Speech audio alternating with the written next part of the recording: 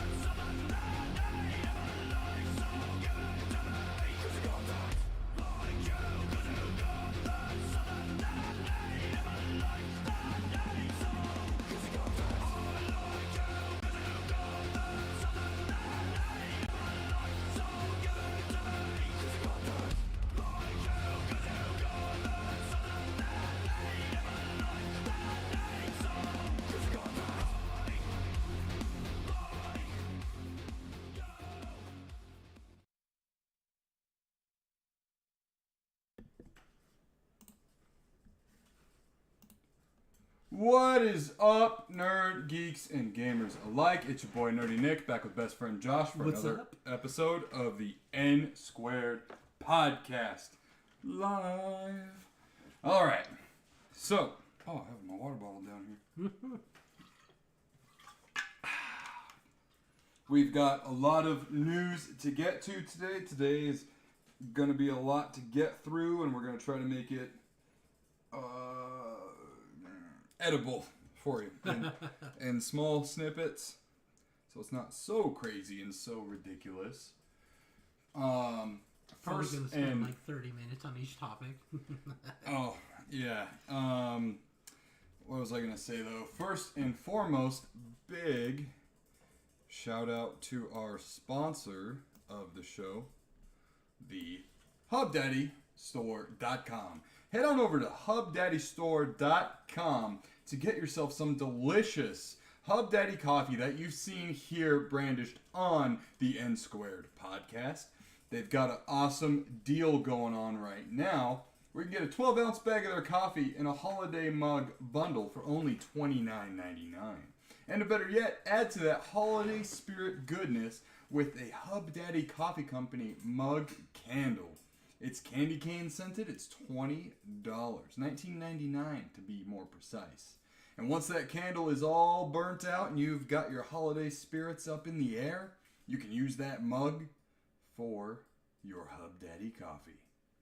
On top of that, they've also got great soaps, great other scented candles, clothing, holiday items, and more.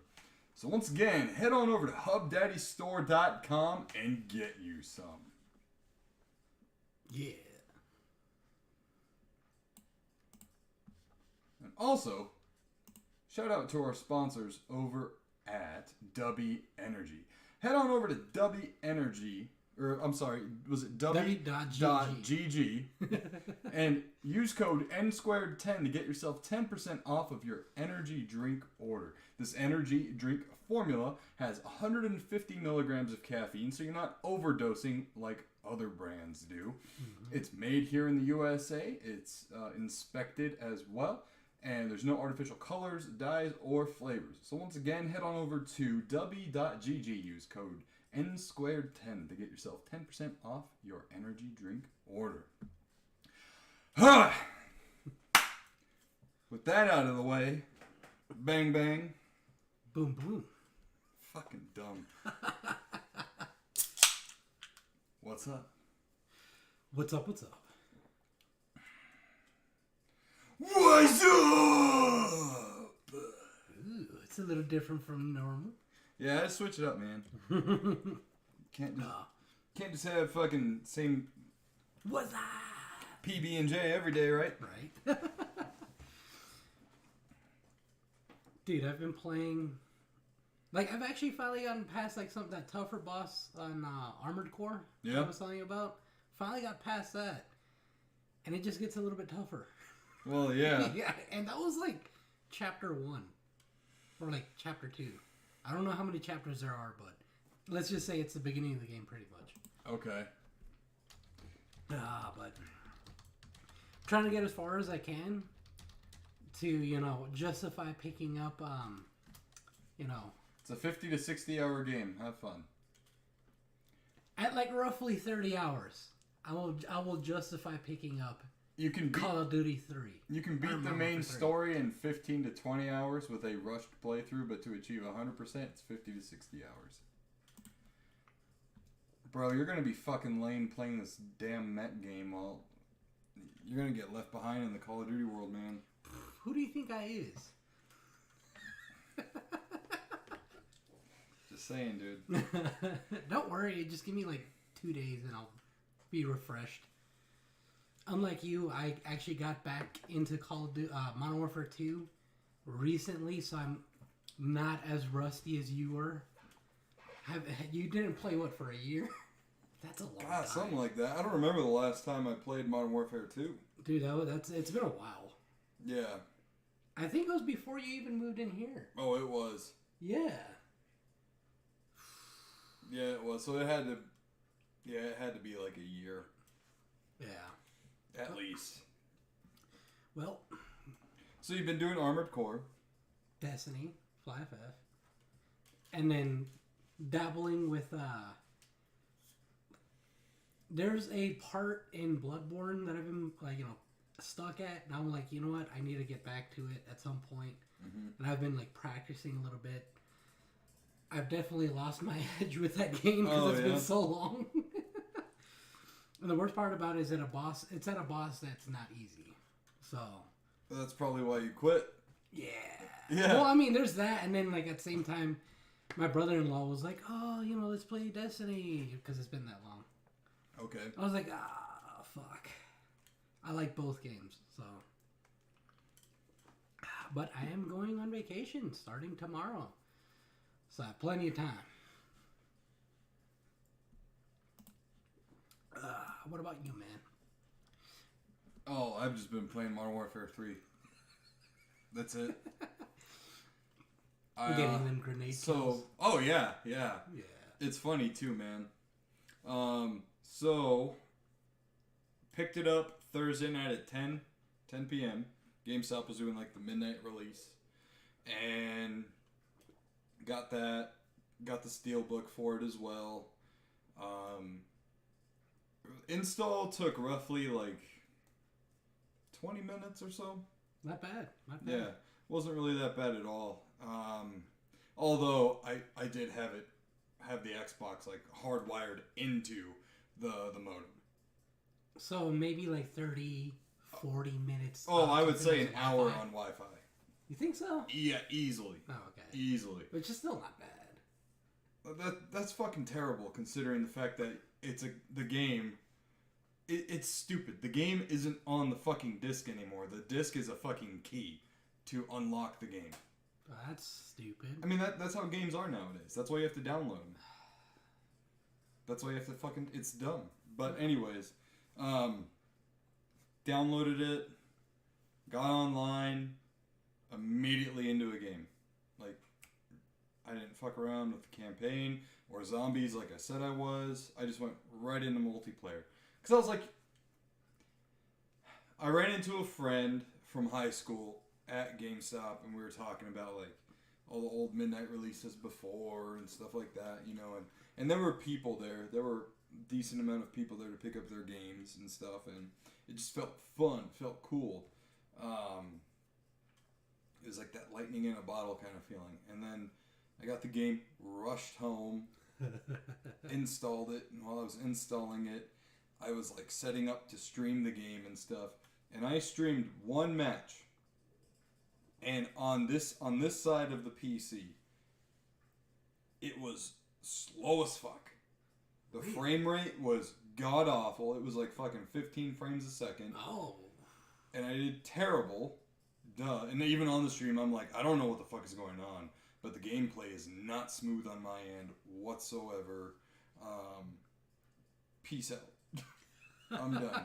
And then I proceeded to stay up until like 4 in the morning. Jesus. And then the next day on Friday, I didn't work. And I played for about like 6 hours straight. Fuck. Yeah, I was like, fuck this, dude. Like, I'm playing. I literally showered at like 5 p.m. and brushed my teeth and... You didn't brush your teeth? Dude, I was home alone. I was like, fuck it, man. I ain't going anywhere. Oh, that's fucking great. I'm just gonna fucking play and... Like, the not showering part I can understand, but the not brushing your teeth? Oh, man. You're really going old school on that one. Oh, yeah, man. Yeah. Well, and like, that was the thing, too, dude. On fucking Thursday night, I was like, man, everyone's online, gonna be all fucking starry-eyed, bushy-tailed, like, ready to go, you know, and I was like, this is what it was about, you know, getting the game back then, day one or night one, rather, technically, like, night zero, right, like, day zero. Right. It was just really fun, everyone mic'd up, half of the people fucking talking, that still annoys me. You see all these people mic'd up, but no one's fucking talking. I know, back then, fucking everybody was talking shit.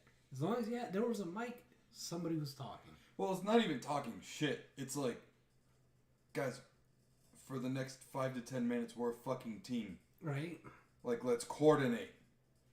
So, a lot of times, it would just be me like, oh, at the bridge, camping at B up top, da-da-da-da-da. And then... obviously, the message would get delivered because those things would happen, right? Those guys would get taken care of and stuff.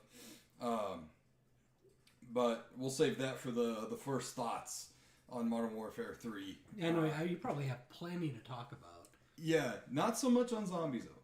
But we'll get to it. Oh. So yeah, just been playing Modern Warfare 3. I think so far I've probably put in close to 10 hours, which really still isn't even that much. Nah. I'm pretty sure there's people out there that are already in like the 30s. Oh, I wouldn't doubt it, man. Yeah. I also did too on Friday. I was like, you know what? I gotta give my Xbox a fucking break. You know, leaving it on. Because that was the first time the Xbox has been on for more than like fucking 3 hours at a time. And I was like, I don't know how hot it is. Oh, yeah. Whatever. Granted, yeah, you don't have an area, like, it's not an area where it's, like, super ventilated, so that makes sense. Yeah. So, and then I've just been playing it for, like, a couple hours a night since then. But, yeah, man. That's about it. Can't wait to hear your thoughts on zombies. Because... yeah. I need to give it more time. It's funny because my friend that I ran into at GameStop, that's all he's been playing. And all I've been playing is multiplayer. So we're like sharing thoughts on Messenger back and forth and stuff. But yeah. Anyways, so let's get to our first piece of news for today. Once this fucking pop-up ad goes away, that'd be great. There you go, Sean. Yeah. Yeah, there you go, right?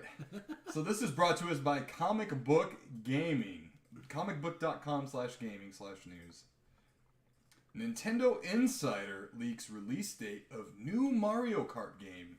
Quote, Mario Kart X. Ooh. Quote, the next Mario Kart game is supposedly a Nintendo Switch 2 game. So the article states, according to a new rumor, Nintendo is finally getting ready to move on from Mario Kart 8 and Mario Kart 8 Deluxe and release a new Mario Kart game. The rumor comes the way of well-known Nintendo insider and leaker Zippo, who claims the next Mario Kart game is set to be not on the Nintendo Switch, but its successor, dubbed the Nintendo Switch 2, by many thanks to rumors and reports that it will be a successor to the Switch. More specifically, this puts the game releasing in 2025, which Zippo claims will be the second year of the new Nintendo console. Oh.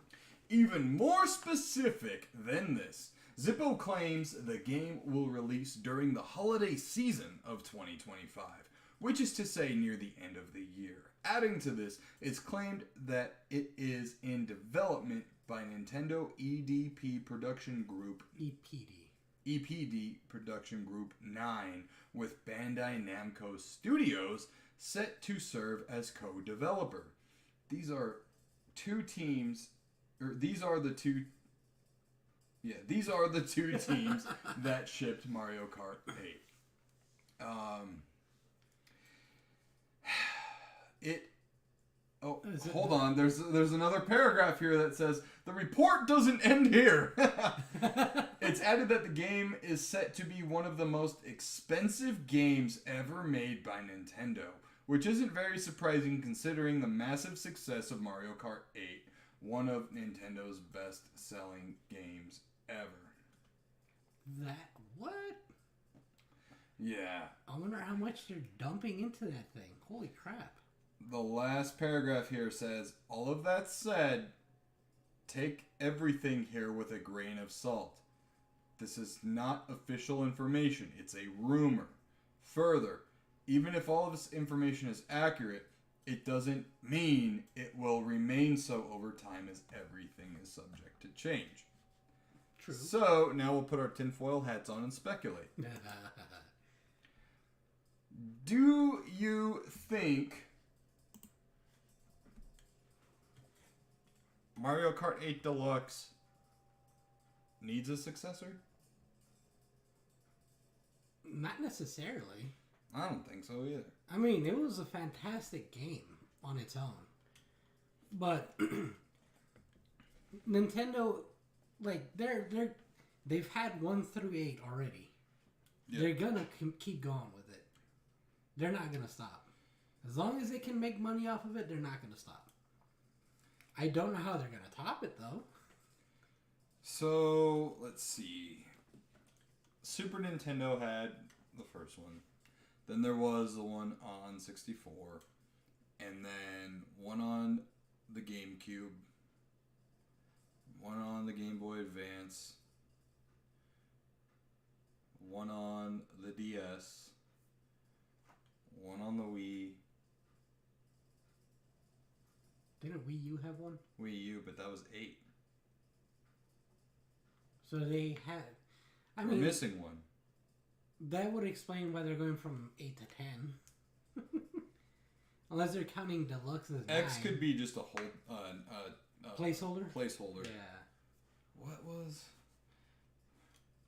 Alright, Super Mario Kart. Mario Kart 64. Mario Kart Super Circuit on the Game Boy Advance. Mario Kart... Hold on, I want to make sure... I'm going to name them all. Well, I'm going to make sure... I'm going to just have a list. Damn it, now I need to start over. Okay, Go. Super Mario Kart, Mario Kart 64, Mario Kart Super Circuit, Mario Kart Double Dash, Mario Kart DS, Mario Kart Wii, Mario Kart 8. All right, so. What am I missing? Let me see when 8 came out. No, so that's not. Mario Kart 7. So there were 2 Mario Karts on the Wii? Nintendo 3DS. Huh. Well, oh, it was a 3DS title? Yeah, in 2011. It only came out on the 3DS?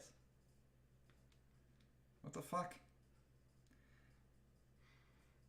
Alright, well, there you go. Yeah. Yeah. Apparently. You had all of them except that one. Damn. So, I don't know, man. I mean, I get it for, like, the sake of making money. But with Mario Kart 8, that could be why they'd go from 8 Deluxe to X for 10. Because 8 came out originally on the Wii U, and then 8 Deluxe came out on the Switch. Yeah. That has, like, all the DLC from 8, and then they're adding even more DLC now with other courses and stuff like that. So, I don't know, I get it. But they've kind of, to me anyways, they've run into the problem of, like, Smash Bros. Ultimate, where it's like, you gave me everything I wanted. Yeah. That's what I'm saying, is how are they going to top it? I don't know that there is topping it. Because the tracks were pretty great.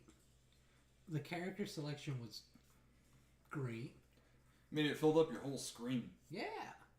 The cart, like the fact that you could swap out parts for your cart too. And it mattered.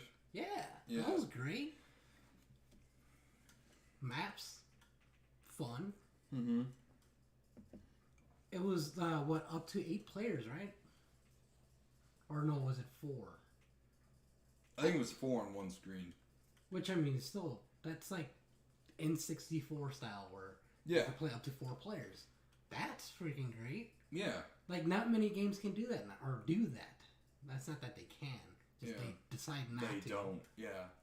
Ridiculous. Unless it's like a side-scrolling, like, beat-em-up, like Streets of Rage or the Turtles.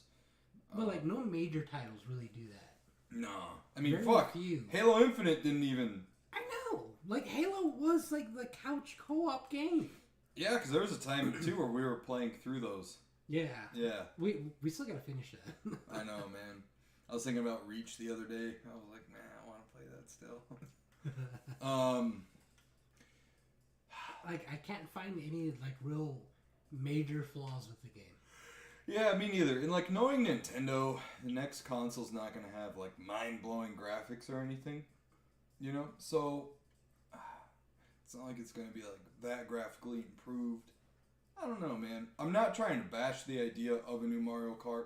Obviously, every system that Nintendo has put out, other than the NES, has had a Mario Kart, right? Yeah. Well, and minus, like, Game Boy Color. But the Advance got one. The DS got one. The 3DS got one even. So, it kind of seems like one of the staple games that every system pretty much has. Yeah.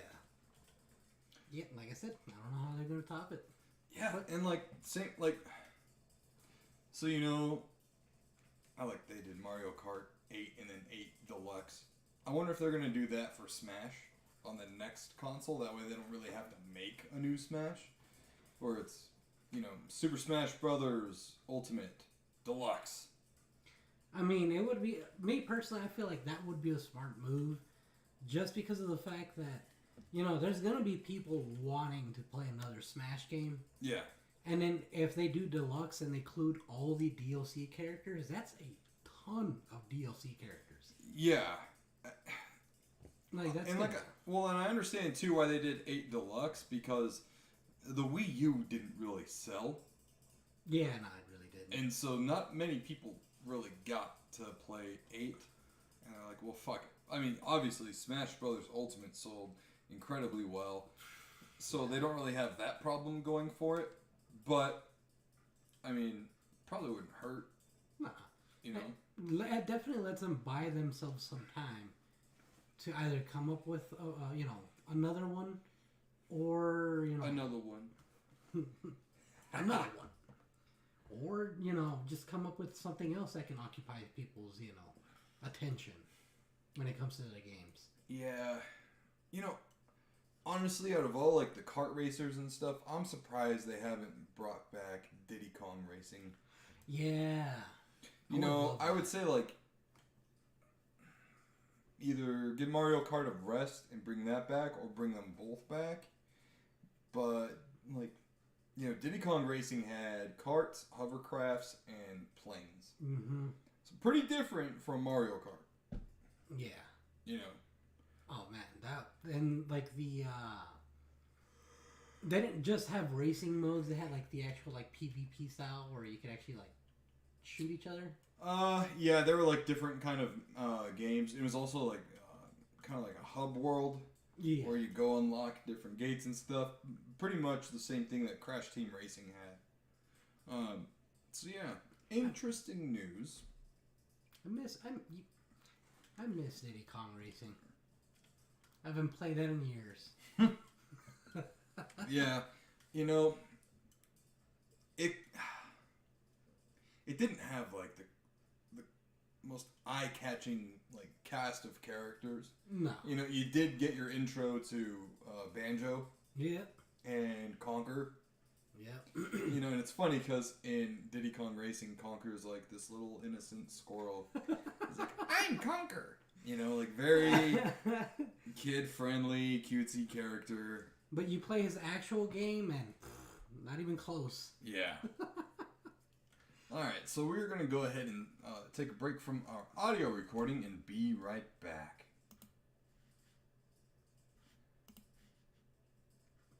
What system was Diddy Kong in? 64. Man. I gotta get myself an N64. They're $130 right now over at Bookman's.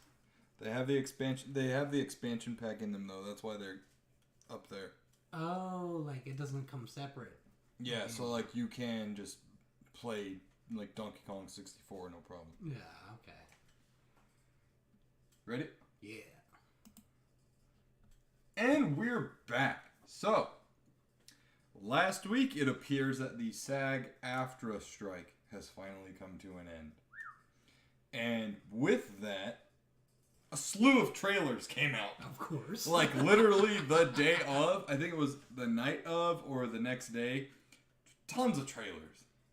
Tons of fucking trailers came out. Somebody was like with their finger ready to press the button. It was like upload everything. When they're like doing the nuke codes, it's like they put the key in, turn it, little plastic case opens up, and they have to press the button at the same time. But there was two of them. They had to wait on the other guy. Oh man. And with that, there were obviously tons of reports coming out about this movie's going to start filming again. This one and this one and that one. One of them in particular was Mortal Kombat 2. Mortal Kombat what? 2. It's 2. It's 2 in French. So this is brought to us from Screen Rant. Mortal Kombat 2 filming update corrected by producer following actors' strike end. Mortal Kombat 2's latest filming update gets corrected by producer Todd Garner after the end of the actors' strike, indicating production starts soon. Yay. So, we'll just go over the summary here. Mortal Kombat 2 will resume filming before 2024, contrary to previous reports, Todd Garner clarifies on Twitter. The update confirms that the film will start production soon after the end of the actors' strike. This emphasizes the project's significance, indicating it's a major release that is being prioritized. Mm-hmm.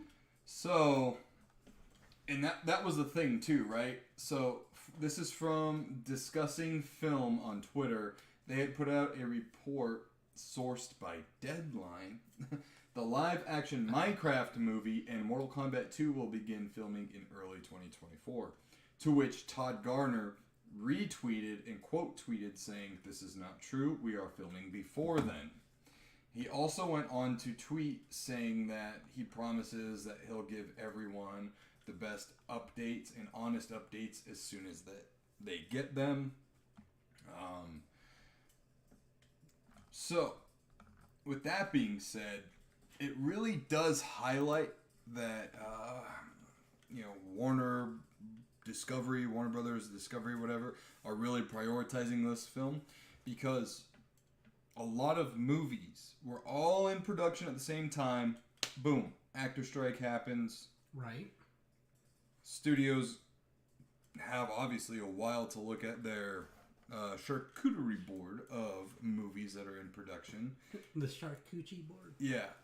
And kind of say like, okay, well, fuck, we're really behind now with everything. Like, which one takes precedence? Which one is more important? And there was a while there where it looked like Mortal Kombat 2 was going to be put on hold indefinitely during the strike because of... just everything that was going on. Yeah. I mean, they also, I believe, produced all the DC films as well. Yeah, Warner Brothers, WB, yeah. So, there was a lot of... because James Gunn is the new head of DC movies and all that stuff. So anyways, it was like, oh, well, the DC movies are going to take precedence over Mortal Kombat 2. And Well, looks like it's not the case, which is great. Oh, yeah. It's really cool because I follow some of the actors on Instagram. And it was really cool seeing them, like, in the plane, flying to whatever location. They're like, can't wait to do this. Let's get back to it. Oh, that's great. I mean, that makes me happy, though, because, like, it really shows that they see that Mortal Kombat 1 really was that much of a success. Yeah. Enough for them to actually prioritize starting back up with production of the movie. That's fucking great. So... let's see. I actually want to look up the budget and all that stuff for the first one. Because the first one is a little tricky because that was released in theaters, but also, I believe, on HBO Max, like, the same time. Right? Or was it like 2 weeks after it went to HBO Max? I think it was like 2 weeks after. Yeah, it was something weird like that. So... because it was like one of the first movies that came out after COVID, right? That was one of the first movies. I think it was in like the first batch of movies that got released to theaters once they opened up. Yeah. I remember me and you were on there like fucking... we were there for like the first night. Yep. We weren't missing that shit. No, not at all. Now I'm just trying to look. I don't see... trying to look up the budget for it? Yeah. It says here that it made $84.4 million USD, but I don't know if that's just... was that globally or... wait, are you trying to look at the budget or the actual, like the gross? Both. Ah, okay. Box office. So. Okay, so that was globally. So it made 42.3 million in the U.S. and Canada and 42.1 million in other territories for a worldwide total of 84.4 million. But it had a budget of 55. Oh, okay. So yeah, it definitely made its money back. Yeah. Yeah. So it's no wonder that they're like, yes, this is going to be a moneymaker, and I'm sure their budget for this film is probably also higher. I just hope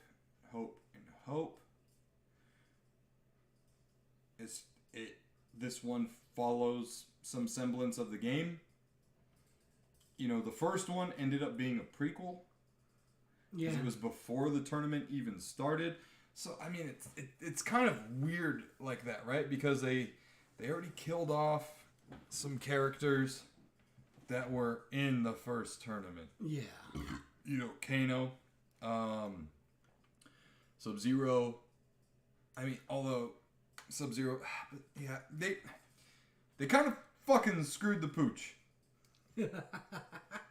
with some shit like that. And then on top of that, they throw in a brand new character that's, not even in the series at all.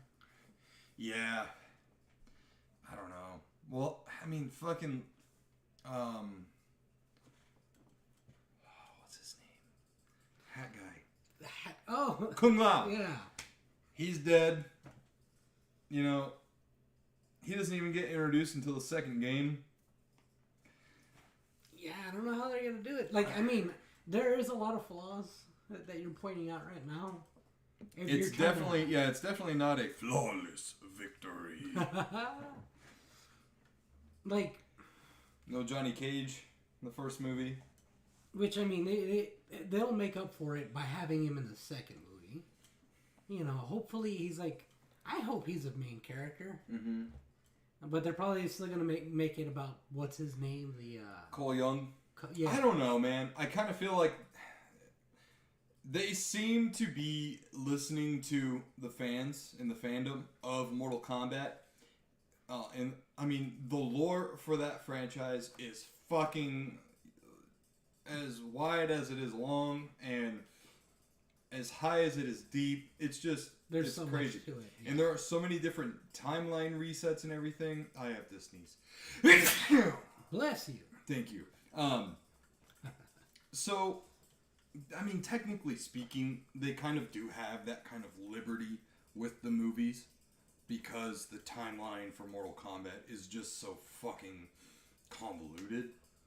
Yeah, they could always just do, a timeline reset at some point, and they can justify it with something that they did in the game. I mean, for fuck's sakes, they could have at the end of Mortal Kombat 2, the time god keeper, Liu Kang, walk out and be like, this timeline is corrupted. I need to get rid of it. Right? You know what I mean? Yeah. Like, they could literally fucking do anything. Yeah. But, I am excited for it, without a doubt. And I get bashed for it whenever I talk about it, within certain circles of the gaming world or whatever. But, like, I really enjoyed the first Mortal Kombat movie. Yeah, me too. Or the 2021 version. A lot of people will say, like, oh, yeah, the first 15 minutes of the movie are great, but then after that it sucks or whatever. And I'm like, bro, not even, man. When, like, Sub-Zero has that interaction with Jax in the warehouse. Dude, that was fucking... And it was, like, tense. Oh, yeah. It was kind of like... Not gonna lie, dude. When you see Sub-Zero, or when you see the snow falling when they're in the diner, and then you see Sub-Zero just walking down the street... Fucking Jason Voorhees vibes, dude. Fucking Jason Voorhees vibes. Yeah, no, there was a slight, like, horror-esque, vibe to you that. Felt scared for the characters. Yeah. Because, especially, like, the wife and daughter who were like, what the fuck is going on? And, like, it really goes to show, like, how powerful these fucking characters are. Mm-hmm. Like, Jax, he's a fucking buff motherfucker. Like, a regular person would have trouble fighting that fucker. And Jax was like he was a plaything to fucking Sub-Zero. Yeah. Like that shit was crazy. Like it really showed how strong Sub-Zero was. And I do love that it was rated R. Because they got to do some fucking cool fatality shit. Mm-hmm. Obviously, like the movie was kind of thematically all over the place. There was a lot of comedy with Kano. But it fit him so well. It did. Like, every time he was on screen, he stole the fucking scene. I know. He kind of needs his own fucking, like, spin-off. Dude, I would love to see a spin-off movie of him before the events of that movie. Like, being hunted by Sonya. Yeah. And being, like, the leader of the Black Dragon clan and all that stuff. Oh, that'd be great. With that actor and, like, with that writing. Dude, yeah, he was so fucking funny. It's like, I got a fucking laser beam! What do you got, fireball boy? Yeah. Oh, man. But, I don't know. The casting, I felt was really good for the first one because it was a lot of relatively unknown people. Yeah. You don't want to see, like a fucking Jamie Foxx as Jax because you're like, oh, that's just Jamie Foxx. Yeah, you don't see it as Jax. And he just doesn't fit, like, the description at all. You know. AJK, hey guys, how are you tonight? We are doing fantastic. Thank you for joining us. Hell yeah. Really appreciate it. We're just talking over some Mortal Kombat 2 film news that's going on right now, since the SAG-AFTRA strike is put to an end. Some but yeah, exciting news. I am interested because obviously they killed off Sub-Zero, right? Yeah. So he's gonna come back as Noob Saibot. Yeah, I want to see, like, I forgot if they introduce Scorpion. Mm-hmm. Yeah, at the very beginning yet. At the very beginning and at the very end. Yeah, which sucked because they used the character Cole Young as kind of like a surrogate of, number one, to be the audience member's surrogate to anyone who's never seen or dipped a toe into Mortal Kombat, right? Because he's new to it, and so are you, so you can go on this journey with him. But also, he was like the, I don't know, Scorpion,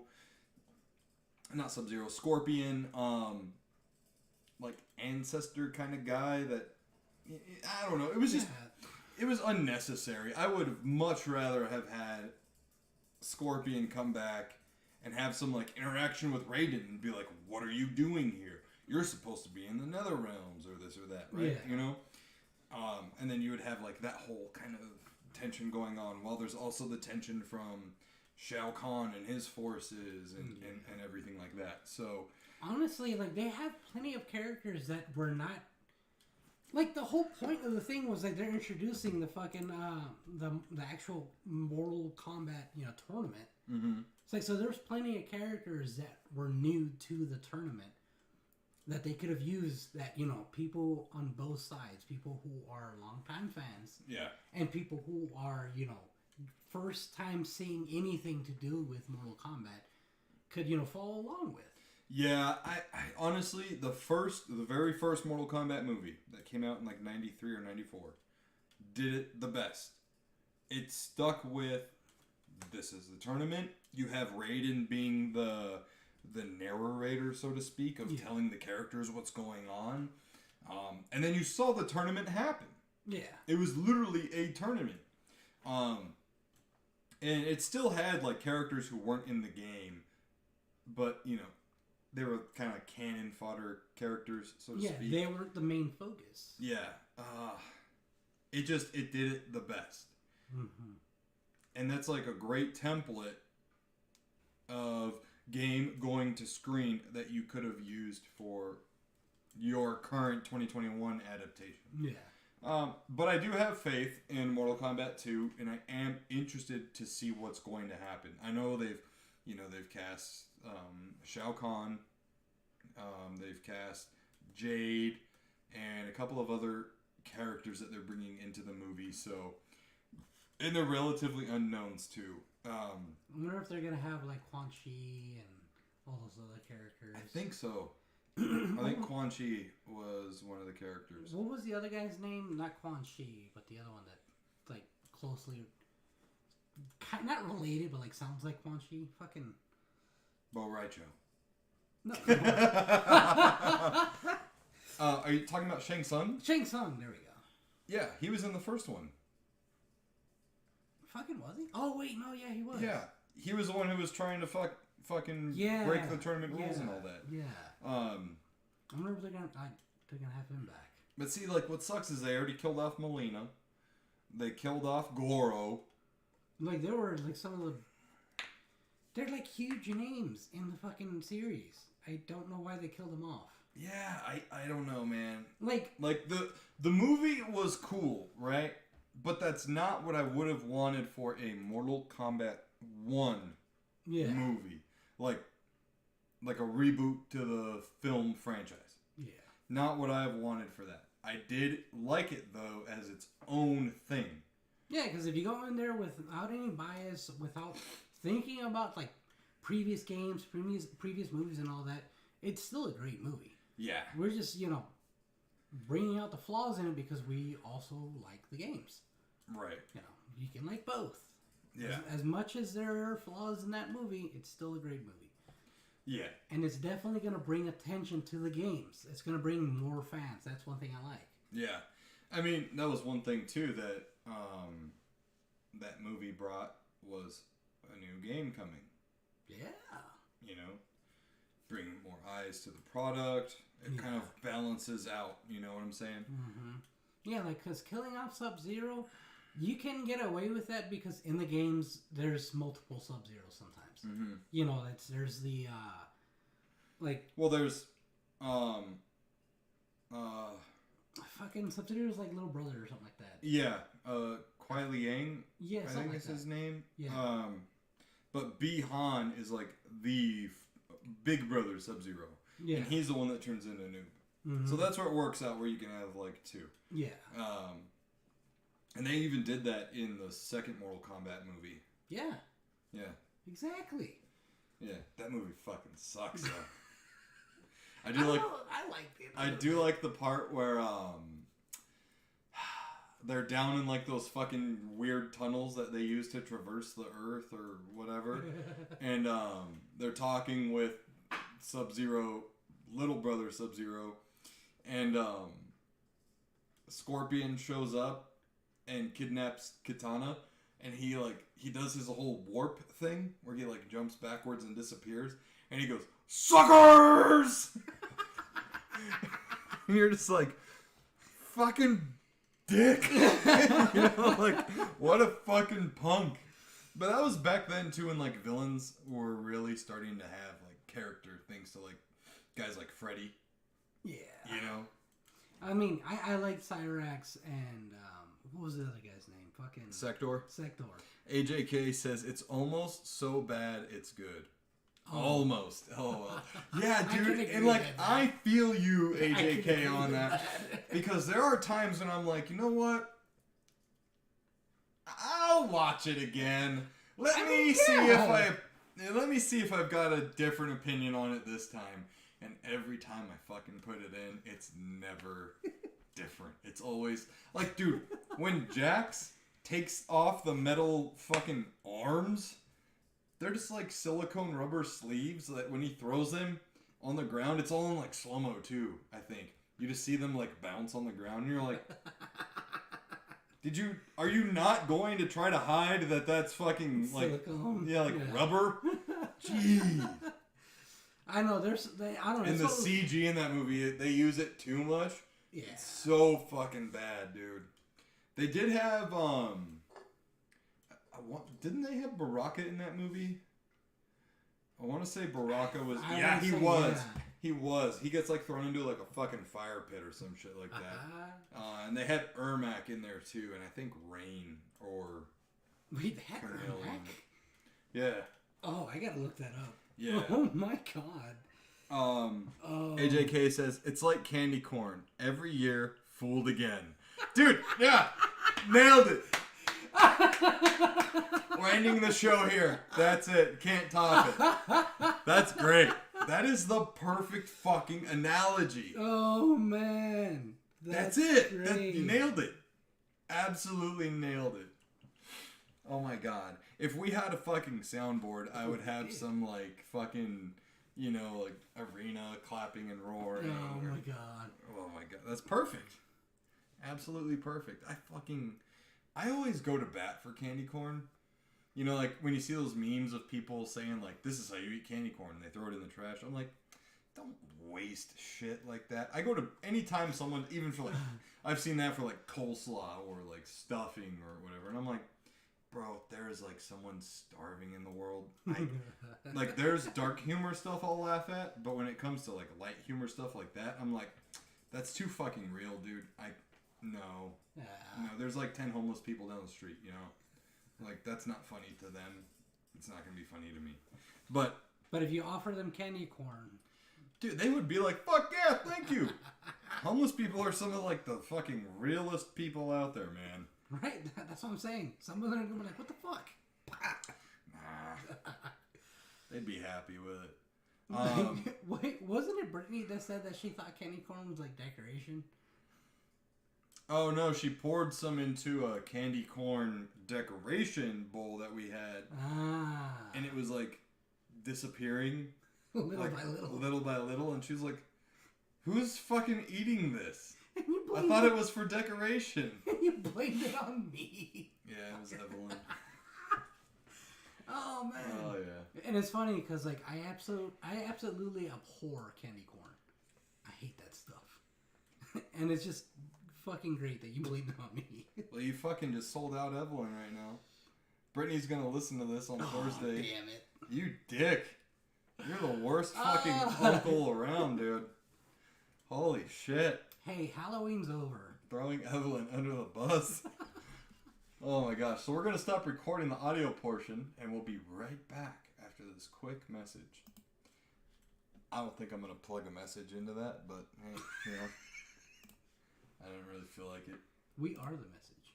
Are you empty? Oh yeah. You want another? Yeah, I'll have another one. Another one. So, you know, Pokemon came out with like the 151 Scarlet and Violet packs. Yeah, I think we talked about it last time. Yeah, so there's already a new fucking pack out. It's Paradox Rift or something like that. Really? Yeah. Damn. It's like they're bam, bam, bam. And I'm like, bro, give some people some time to collect. I know. I bought 2 packs, and they look way different. Ooh.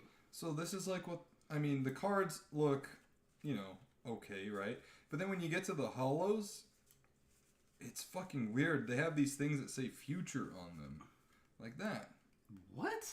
Yeah. And I'm like, okay, cool. What the fuck does that mean? I mean, they look cool though. Yeah. But what the fuck is future? Yeah. I don't know, man. It's fucking weird. They do remind me of... Oh, shit. What? Oh, I grabbed you one. Yeah, you grabbed me one. They remind me of, like, my least favorite art design, though, for, like, the card borders and stuff. Back when, I think it was, like, Silver Tempest and shit was out. I don't like the like, metallic-looking, boring-ass borders. I don't know, man. Yeah. Do you have another Pokemon card to compare it with? Oh, let's see. I mean, I definitely like the yellow ones. The yellow border ones from way back when. These ones. These ones are from... Oh, these are the 151 ones.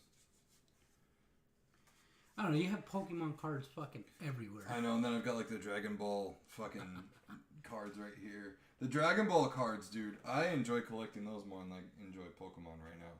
I mean, they're dope as shit. Dude, the artwork on them is so fucking good. Like this fucking Cell Max. Look at that. Dude, what? It's fucking cool, right? Here, I'll just show it up on the camera. Focus.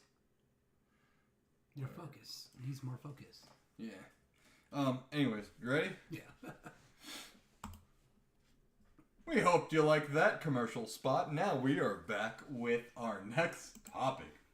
So, off camera, or off recording, off mic, we were just talking about anime. Animes. Well, yeah, anime, right? Because we were talking about Dragon Ball Super cards and Pokemon cards. Those are anime. Yeah. Well, this is brought to us by comicbook.com.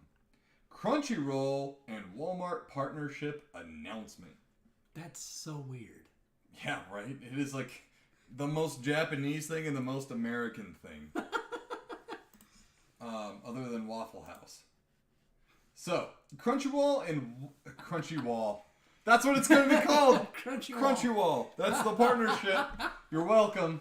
Crunchyroll and Walmart have announced a nationwide partnership to stock anime merchandise. These days, you can find just about anime merch anywhere. Whatever. I fucked that sentence up, but I'm going with it. Just go with it. From streaming to store, the medium is everywhere. And the anime fandom is adding to its ranks by the hour. Right? I remember I'm going to be that guy. I remember watching anime before it was socially acceptable. Right? I know, you couldn't even talk about it because everybody would look at you funny for even mentioning you watch that? I mean, weirdo. It still happens like nowadays, you know? But it's more like with older people. Yeah. Like, if you say it around somebody that's around our age, you're like, oh, do you watch this show now? Like, it's like, you can strike up a conversation. But see, with Brittany's cousin, Sarah, if I say, like, oh, yeah, anime, whatever, and she's, like, 38, she's like, oh. She's just at that, just slightly above that point. I'm like, bitch, if 9-year-old you watch Sailor Moon, you'd be all over it, okay? So anyways, it says, now it looks like Walmart is gearing up to embrace anime in a big way, and it will be doing so with the help from the team at Crunchyroll. Excuse me. The update comes this week as Crunchyroll announced its brand new partnership with Walmart. It turns out more than 2,400 locations of Walmart. The fucking ad just moved the paragraph I was reading.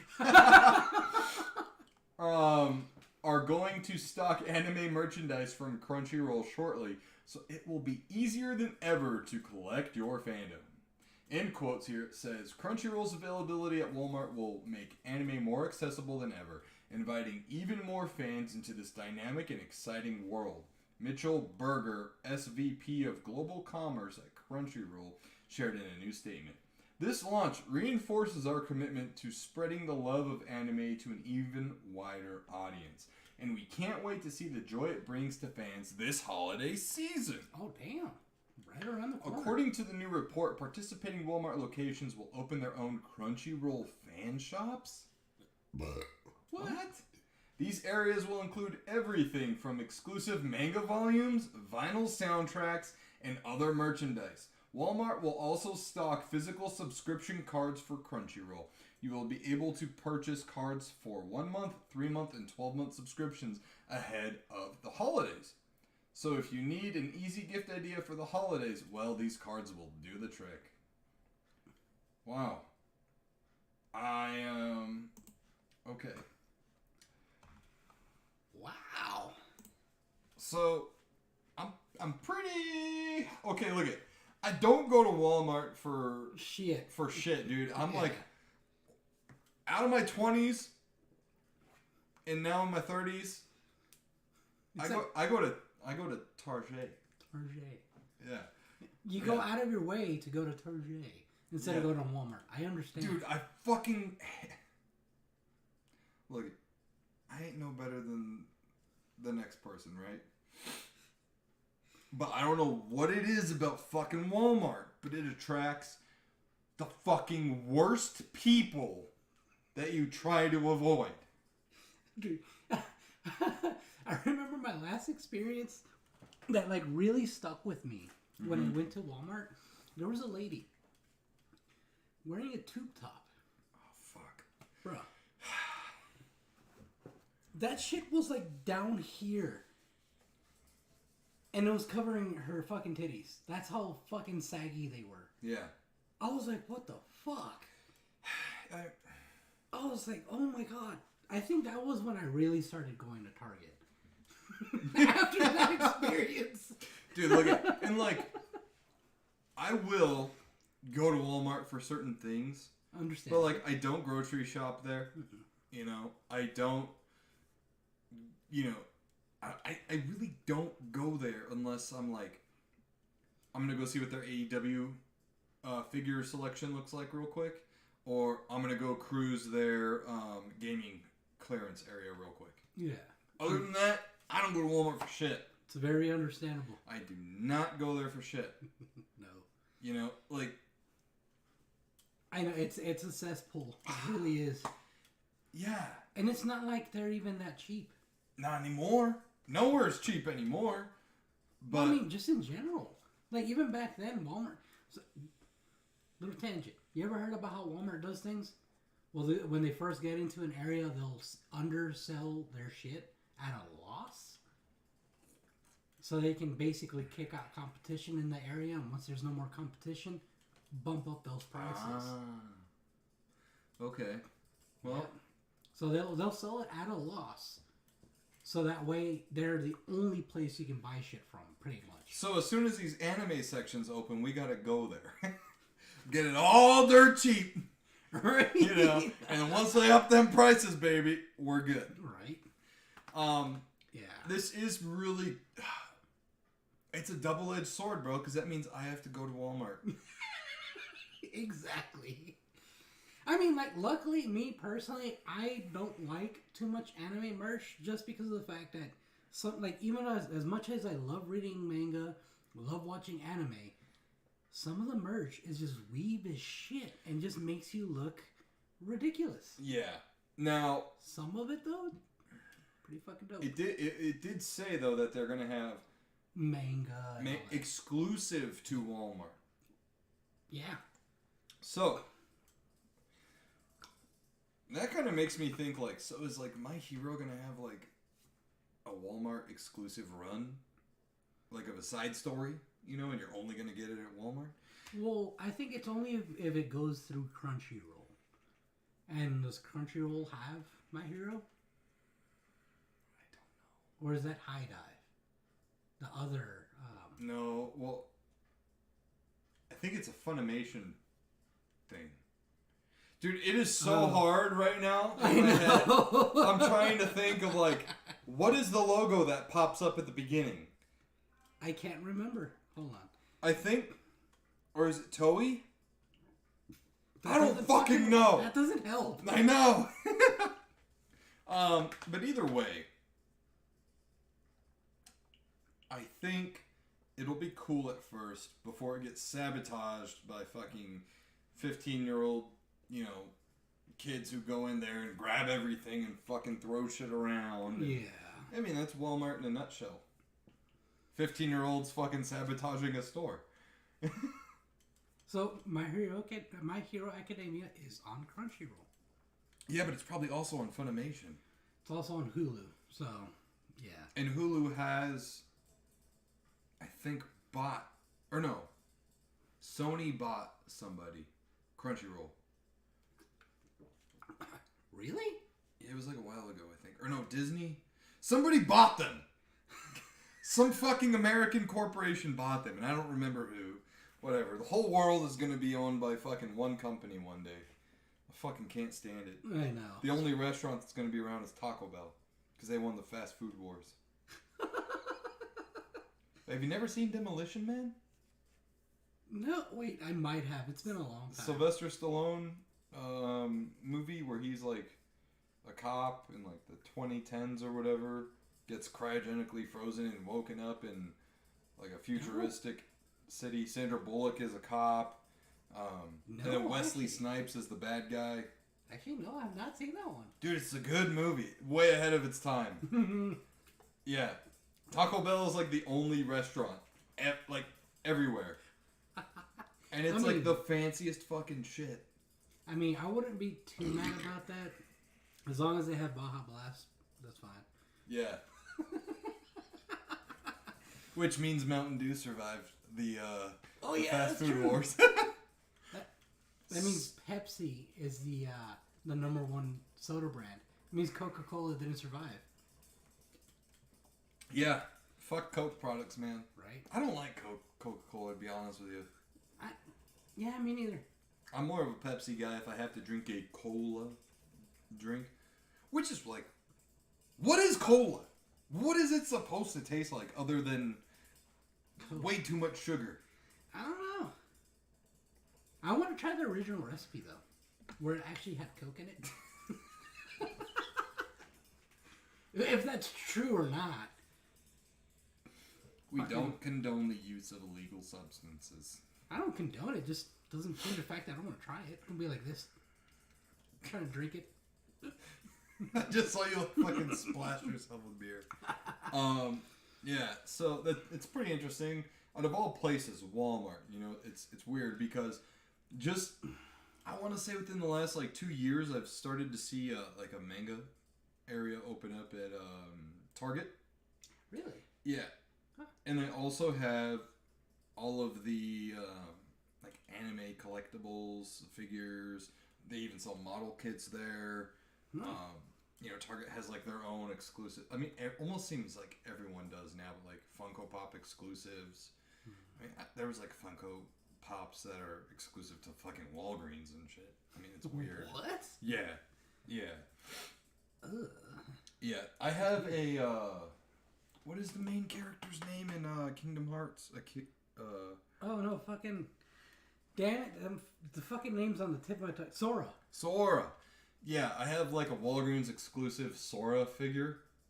Still in the box, like up there somewhere. It's like a black and white figure. I mean, Walgreens gets some really cool shit sometimes. It's like, what the fuck? That's random. What the fuck? Anyways, so let us know if you go to Walmart. And if you do, like, I don't mean to pass judgment on you. If you watch us, we know you're cool fucking people. It's just... I don't know how I feel about that news. Like, it's cool that there's, like, you know, a more, not localized, but a more recognized place to get anime merch. Because I've seen some anime merch that I'm like, I wouldn't mind having that. I don't know where to get it, and I don't trust getting it online. Yeah, from, like, Temu or some weird shit, you know? It's like... You know, so it's as much as I fucking hate, Walmart, it's a trusted place, per se. Yeah. You know, it's cool that that's there. I just don't like the fact that it's Walmart. If it were Target, fuck yeah. Yeah. Target ain't the most perfect store either, though. It's still a step up from fucking Walmart, though. Yeah, I'm just not a fan of their indoctrination bullshit. Indoctrination bullshit? What? You know about the whole, like, woke agenda over there. Oh, selling, like, the like, merch.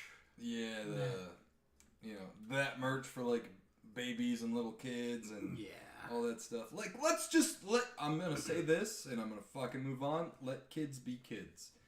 That's it. Mm-hmm. Anyways, I do look forward to seeing more, hopefully they do this, physical media of shows. Oh, like DVDs. Blu-rays, yeah, because I've been wanting a DBZ Blu-ray set. They sell it on Amazon. But it's really I would rather, and look, like, I would rather, I hate saying it to a corporation, but I would rather support a brick and mortar way of buying something. Like, that's why when, like, new game releases come out, if it's a big game or whatever, I'll tend to go to GameStop.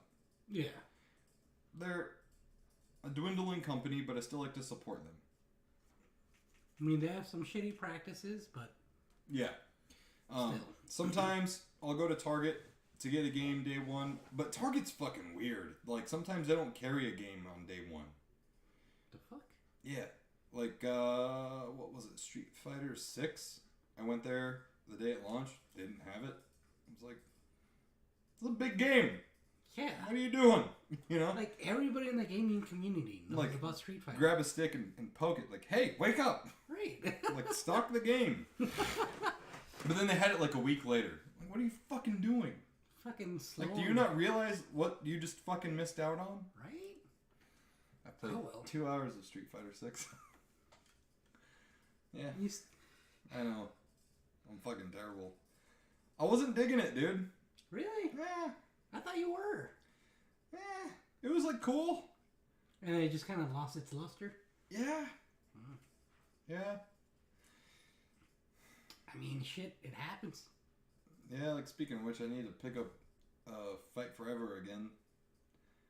I haven't played that in a long time. Oh, yeah, I forgot. We would stream that shit, too. I did play the fuck out of that game, though, when it came out.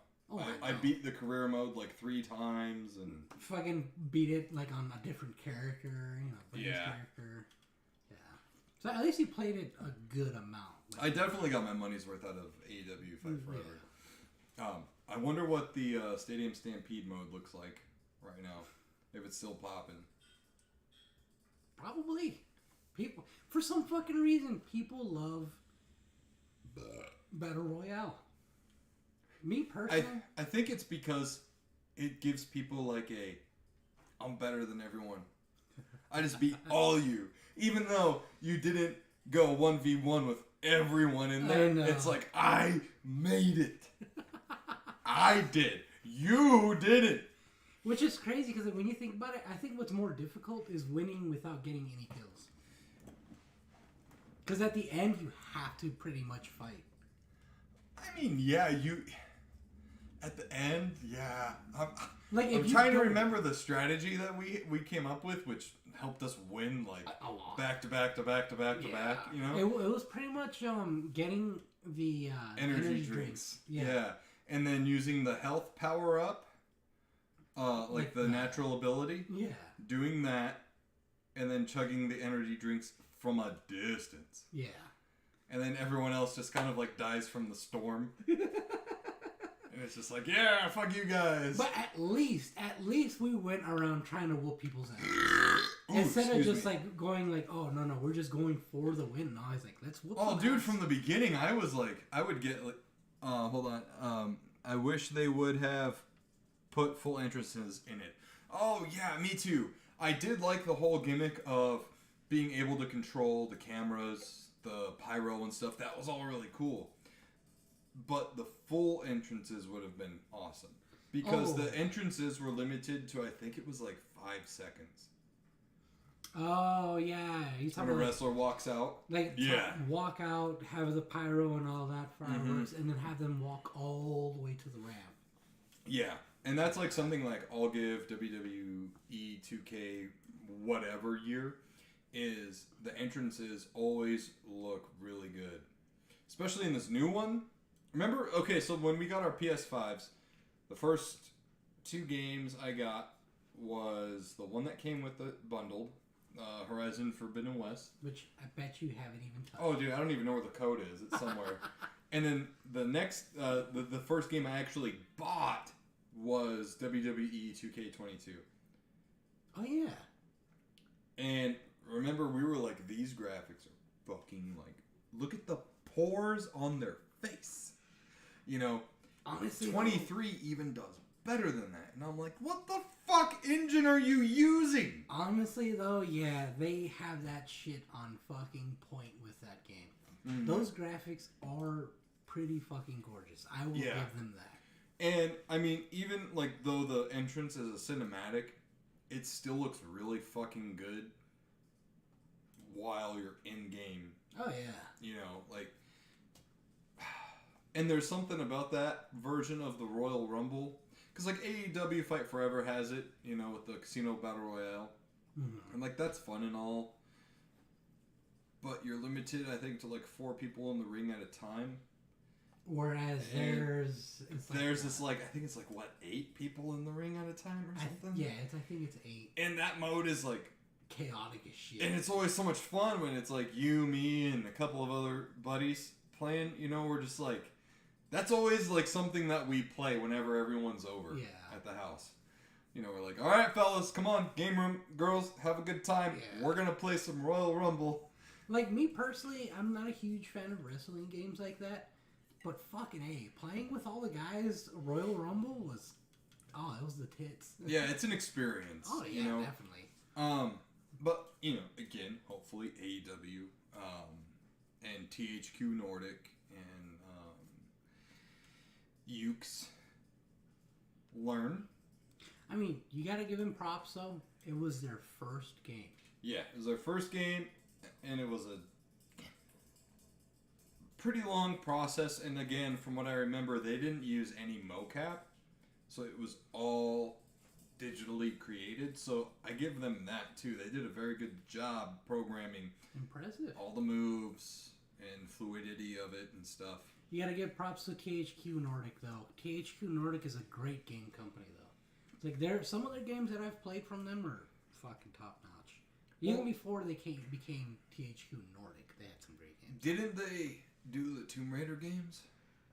The new ones? I think so, yeah. Yeah. Them and Square Enix. Was it Square Enix? Well, because Eidos did the first batch of Tomb Raider, and then I want to say Square and THQ did the new ones. Tomb Raider. What was it? What year was that? 2019 was the most recent one? Yeah, but I mean, you can even look at the first one, this Tomb Raider. Wow, that was Square Enix. And Crystal Dynamics. Oh, okay. So was THQ not on that? I don't see it on here. Oh, well, I guess not. Anyways, we are totally off subject. But yeah, what are we talking about again? Crunchyroll and Walmart. Wait, really? I think so, yeah. How the fuck did That's we what get happens to with a live podcast, folks. And that's just what happens with the NSquared Podcast, which you can also find on Spotify and Apple Podcasts, or wherever you find your podcasts. We're going to go ahead and stop the audio recording. I like how you made it sound like you were going to say something else. I did it on purpose. That way, when people listen to the audio-only portion, they can be like, what? I have to go pee. All right. So entertain the peoples. Oh, man. We have 2 viewers. Don't lose them, Josh. Fuck yeah. I mean, I don't know how I'm not going to do that. So, how do you guys feel about the whole Walmart and Crunchyroll thing? And fuck, how the fuck did we get to Tomb Raider? The fuck? From Crunchyroll to Tomb Raider. Fuck yeah, talk about a tangent. That's great. Well, I'm gonna go grab another beer. If you guys have any questions, don't be afraid to ask.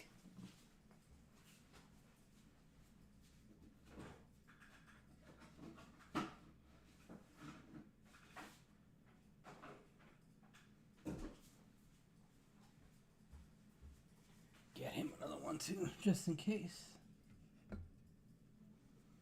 Oh, I hit this too.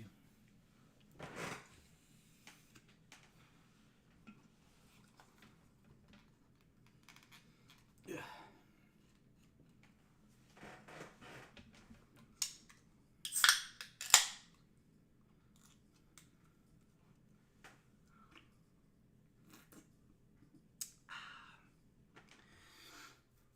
Oh man, how's y'all's day going? Mine's been a long and tiring day. When I got home, I laid down for like a few seconds. I was like, you know what? I'm gonna take a break real quick before I get ready, and I pretty much almost passed out. Almost got here late because of that.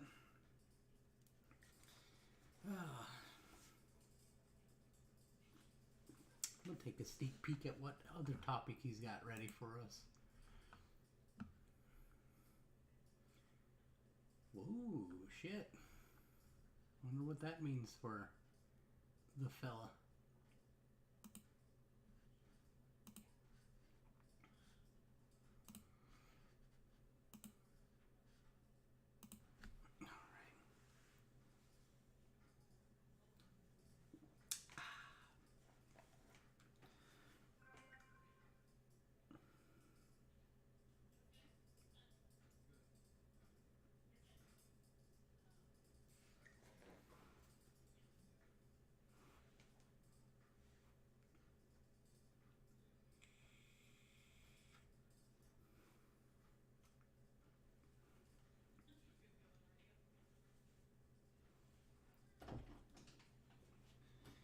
Alright.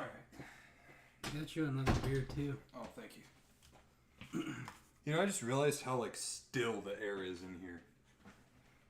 Cause yeah. Out there, like, the patio doors open, windows open. So it feels refreshing. I walk in here and I'm like... It feels stuffy? Like, not just stuffy, but, like, even though the ceiling fan's on, it's like, there's nothing, like, no air moving. Yeah, no, there's no circulation at all. Yeah. I mean, I had to turn it down because while you were doing the promotion earlier, like, I could just hear, like, that ding, ding, ding, ding. I was like, what the fuck was that? Yeah. I don't know if you saw me going, like, what the fuck? Yeah. We'll have to open up the window in a little bit. Just remember last time, both of the glass planes moved. Or panes, they moved. Oh, yeah. Like, what the fuck is this? Anyways, alright, you ready to start recording? Yeah. Alright, 3, 2, 1. Hope you like that ad break. Now we're back with the next topic. And don't forget, guys, you can always catch us live every Monday night at 6:30 p.m. Arizona time. Fuck Monday Night Football and Monday Night Raw. You'd rather be hanging out with your boys over here on YouTube at the NSquared Podcast YouTube channel. Yeah. And once again, shout out to our sponsor, HubDaddyStore.com. Be a quick ad plug here. Check on out over whatever I just said. Fuck it. Check out the HubDaddyStore.com, where you can get yourself some Hub Daddy coffee that is seen here at the NSquared Podcast. You can get a medium bag blend for $14.99, or even better yet, a 12-ounce bag and mug bundle for $29.99. It's actually not bad. No, it's not. You feeling down in the dumps, not quite in the holiday spirit? Well, guess what? Hub Daddy Store's got you covered. They've got a Hub Daddy Coffee Company mug candle bundle. I say bundle because it's not just a candle, folks. Once you burn through that candy cane scented candle, you rinse out the mug, and now you've got yourself a beautiful coffee mug. They've also got plenty of other items, including soaps, other different candle smells and scents. They've got wax melts, other holiday items, and more. So head on over to HubDaddyStore.com today. Uh-oh. What? Look who commented. Oh, the wife says she needs that bundle. And then AJ also said, love AEW. Been to almost every show they have in Philly. What? But does it seem they lost direction a little bit? Okay. Ooh. Well, we'll hold off on the next topic, and I'll address this, because this is something I've wanted to talk about for a while here. I just didn't know exactly how to address it. But now, since AJK has brought it up, I feel like, why not? Okay, so let me go ahead. Opportunity. Yeah, I'm going to put the timer up here so I know exactly how much time we have. See, this is why we love the viewers, because y'all bring in topics that we get to talk about. Like this right here. You've been wanting to talk about it. Perfect opportunity. All right.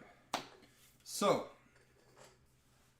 AJK, first and foremost, I love that you've gone to almost every event that they've gone to in Philly, because I'm number one. I'm just fucking jealous. They seem to love going everywhere else except Arizona. We're here based in Arizona, and we went to the one show that they've had in the company's 4 years of existence. It was in Phoenix, and it was at the Talking Stick Arena, and the place was damn near sold out. Yeah, it was him and Brittany that went. And Evelyn. Yeah, and Evelyn. And we all had a fucking great time. It was a Dynamite and Rampage combo. And, like, you saw, like, I would say a quarter of the people leave after Dynamite was over. Yeah. And I mean, like, I get it, right? Like, 4 hours of pro wrestling in a sitting, because they had dark matches before, then they did Dynamite, and then they did Rampage. So about an hour of dark matches, 2 hours of Dynamite, and then an hour of Rampage. Okay, cool. Not for everyone. Totally get it, respect it. Before everything started, Tony Khan said that he loved Arizona's history with professional wrestling, etc., etc. Loved to see the attendance, and we'll be back very soon. And I was like, sweet, maybe they'll come back one more time before the year's over. Nope! And I'm like, what the fuck, man? So fuck! Who knows what his very soon means? Yeah, I don't know. And who knows how long in advance they book all these arenas and places, True. True. But yeah, they've gone to Philly quite a bit. I want to say maybe 2 to 3 times this year. Are they, like, based off anywhere near Philly? No, they're based out of Jacksonville, Florida. The fuck? Yeah. Well, East Coast, Still. Yeah. So, anyways. So I snuck a few hits of the vape earlier. What, you want to go pee? Mind if I sneak a few more? Fuck, I knew it. Anyways. Alright. AEW. Have they lost direction a little bit? This isn't a recent thing. I'm going to say, and look at this subject too, recently within the last month or so has been a very hot topic to discuss on wrestling podcasts and wrestling channels, like what culture. They did a whole fucking like hour and a half long video on is AEW done? Wow. JD from NY or whatever has some words on AEW as well every week and so on and so forth. It's just a very hot topic thing to talk about on social media, especially after the hiring of Ric Flair.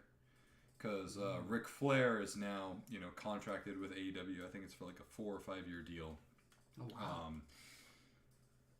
And a lot of people are very upset about that. A lot of woke people, I should say, are very upset about that.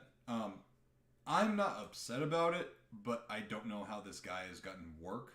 Because, was it last year or 2 years ago? There's a show on Vice called Dark Side of the Ring, which is a deep dive into like true bad things that have happened, and one of them is Ric Flair being kind of like a sexual predator.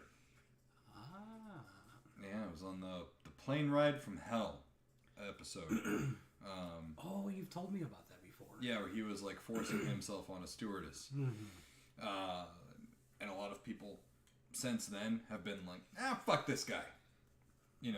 Understandable. Although I don't see the same hate for Vince McMahon. And, I mean, Vince McMahon had to resign in disgrace from his sexual predatory charges and allegations. Wow. So, there you go. But anyways, I want to say AEW started losing its direction when Cody Rhodes left. Really? You think so? I think so. And I say that for... Well, actually, I'll say this. I'll go even back a little bit further. AEW started losing its direction once Tony Khan took total control of booking and storytelling. Before, it was kind of like a shared venture between the Young Bucks, Kenny Omega, Cody Rhodes, and Tony Khan. And then something happened. Don't know what. It was kind of like a very bright and hot burning candle of a story that like came and went. And then Cody Rhodes kind of got go-away heat from the crowd because he refused to turn heel, refused to stop being babyface, was overly babyface, where the crowd was like, nah, bro, like, we've been there, done that with fucking Hulk Hogan. Like, come on, give us an edge, like what you had before, and so on and so forth. But things started kind of getting a little like, huh?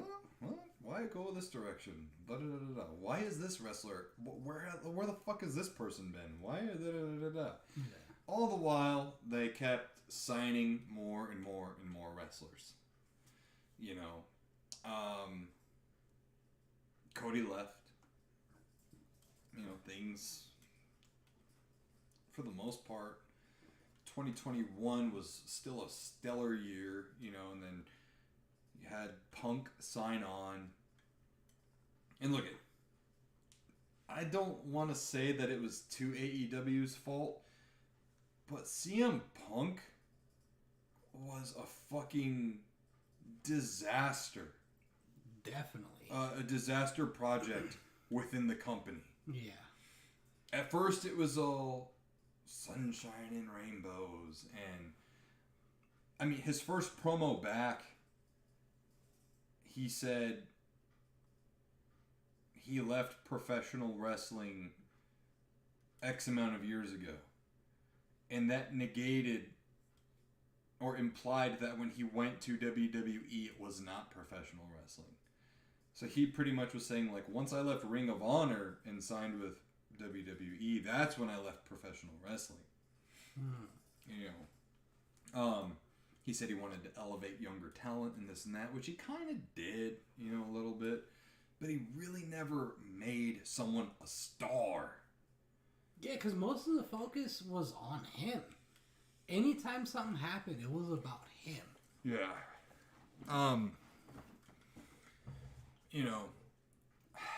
You see kind of like wrestlers come and go. Some were let go from the company, but not fired. It was more of like their contracts didn't get renewed. One thing I give AEW a lot of grace and credit for is they might stop using a certain wrestler, and then all of a sudden, a couple of months later or whatever, you see that they're not on the roster anymore. But they don't just fire them and let them go. They will let them fulfill their entire contract and then mutually part ways. WWE will be like, yeah, we'll sign you to a 4-year contract, a year and a half in. Oh, sorry, we don't need you anymore. Bye. Yeah. It's like, why does one? Because in the world of professional wrestling, professional wrestlers are independent contractors. Yeah. But in the likes of WWE, for example, in your contract, like you can only wrestle for them. And it is literally everything of being a direct employee of the company without being a direct employee of the company. Yeah. But anyways, Tony Khan is a very busy man. He's co-owner of the Jacksonville Jaguars. Yep. Owner of the Fulham soccer team. Owns a data brokerage analytics company. Damn. Owns AEW and books it. And now also owns and books Ring of Honor. AEW alone has 3 shows. You got Dynamite, Rampage, and Collision. Ring of Honor, from what I know, is once a week, but they also have their own pay-per-views. Oh, shit. AEW has pay-per-views. Jacksonville Jaguars play once a week. Fulham Soccer, I have no idea, but we'll just put up a finger for occupying space there. His analytic company, we'll put 2 fingers up there, because that sounds like a pretty fucking big deal. Yeah. So he is spread around in 9 different fucking directions right now. Tony Khan is a genius booker when able to be applied to book. Solely booking matches and cards and everything. Tony Khan needs help. This man is spread too thin. Doesn't have the right facilities to be able to manage all that. Nobody does. No, Nobody does. The Rock's not even that busy. Do you think maybe because of all of that, like maybe before he became like the one that solely booked and all that, like, was basically head of everything. You think maybe that's why Cody Rhodes left? Because there was probably talks of Yeah, so there was a Cody Rhodes documentary that came out on Peacock earlier this year that followed him, and it was I will say it was really cool of WWE to show his Ring of Honor days. After he left WWE, Ring of Honor, PWG, New Japan, AEW. They showed video packages with the Young Bucks and Kenny Omega and other guys. And when it came time to asking why he left AEW, he said it was a personal thing or this or that. Personal disagreement or something like that. And that's why he left. I think it was because of the moment that creative control was solely put on Tony Khan. Yeah, I think that is exactly what it was. But also, too, I will say that Cody Rhodes was either had booked himself, because I don't know the precise details, right? I wasn't in the room when all this stuff happened. But he was booked into a corner where he could no longer challenge for the AEW World title. Ever. He had lost a match, and the stipulation was, if I lose, I will never be able to challenge for the world title. And after that, it's like, okay, well then what the fuck are you... Every wrestler's goal in that company Is a title. is to be the best. Yeah. Same thing with the UFC, with fucking Pride when it was around, etc., etc. You all... NFL even. You all compete every fucking week to be the best. To win that big, shiny gold.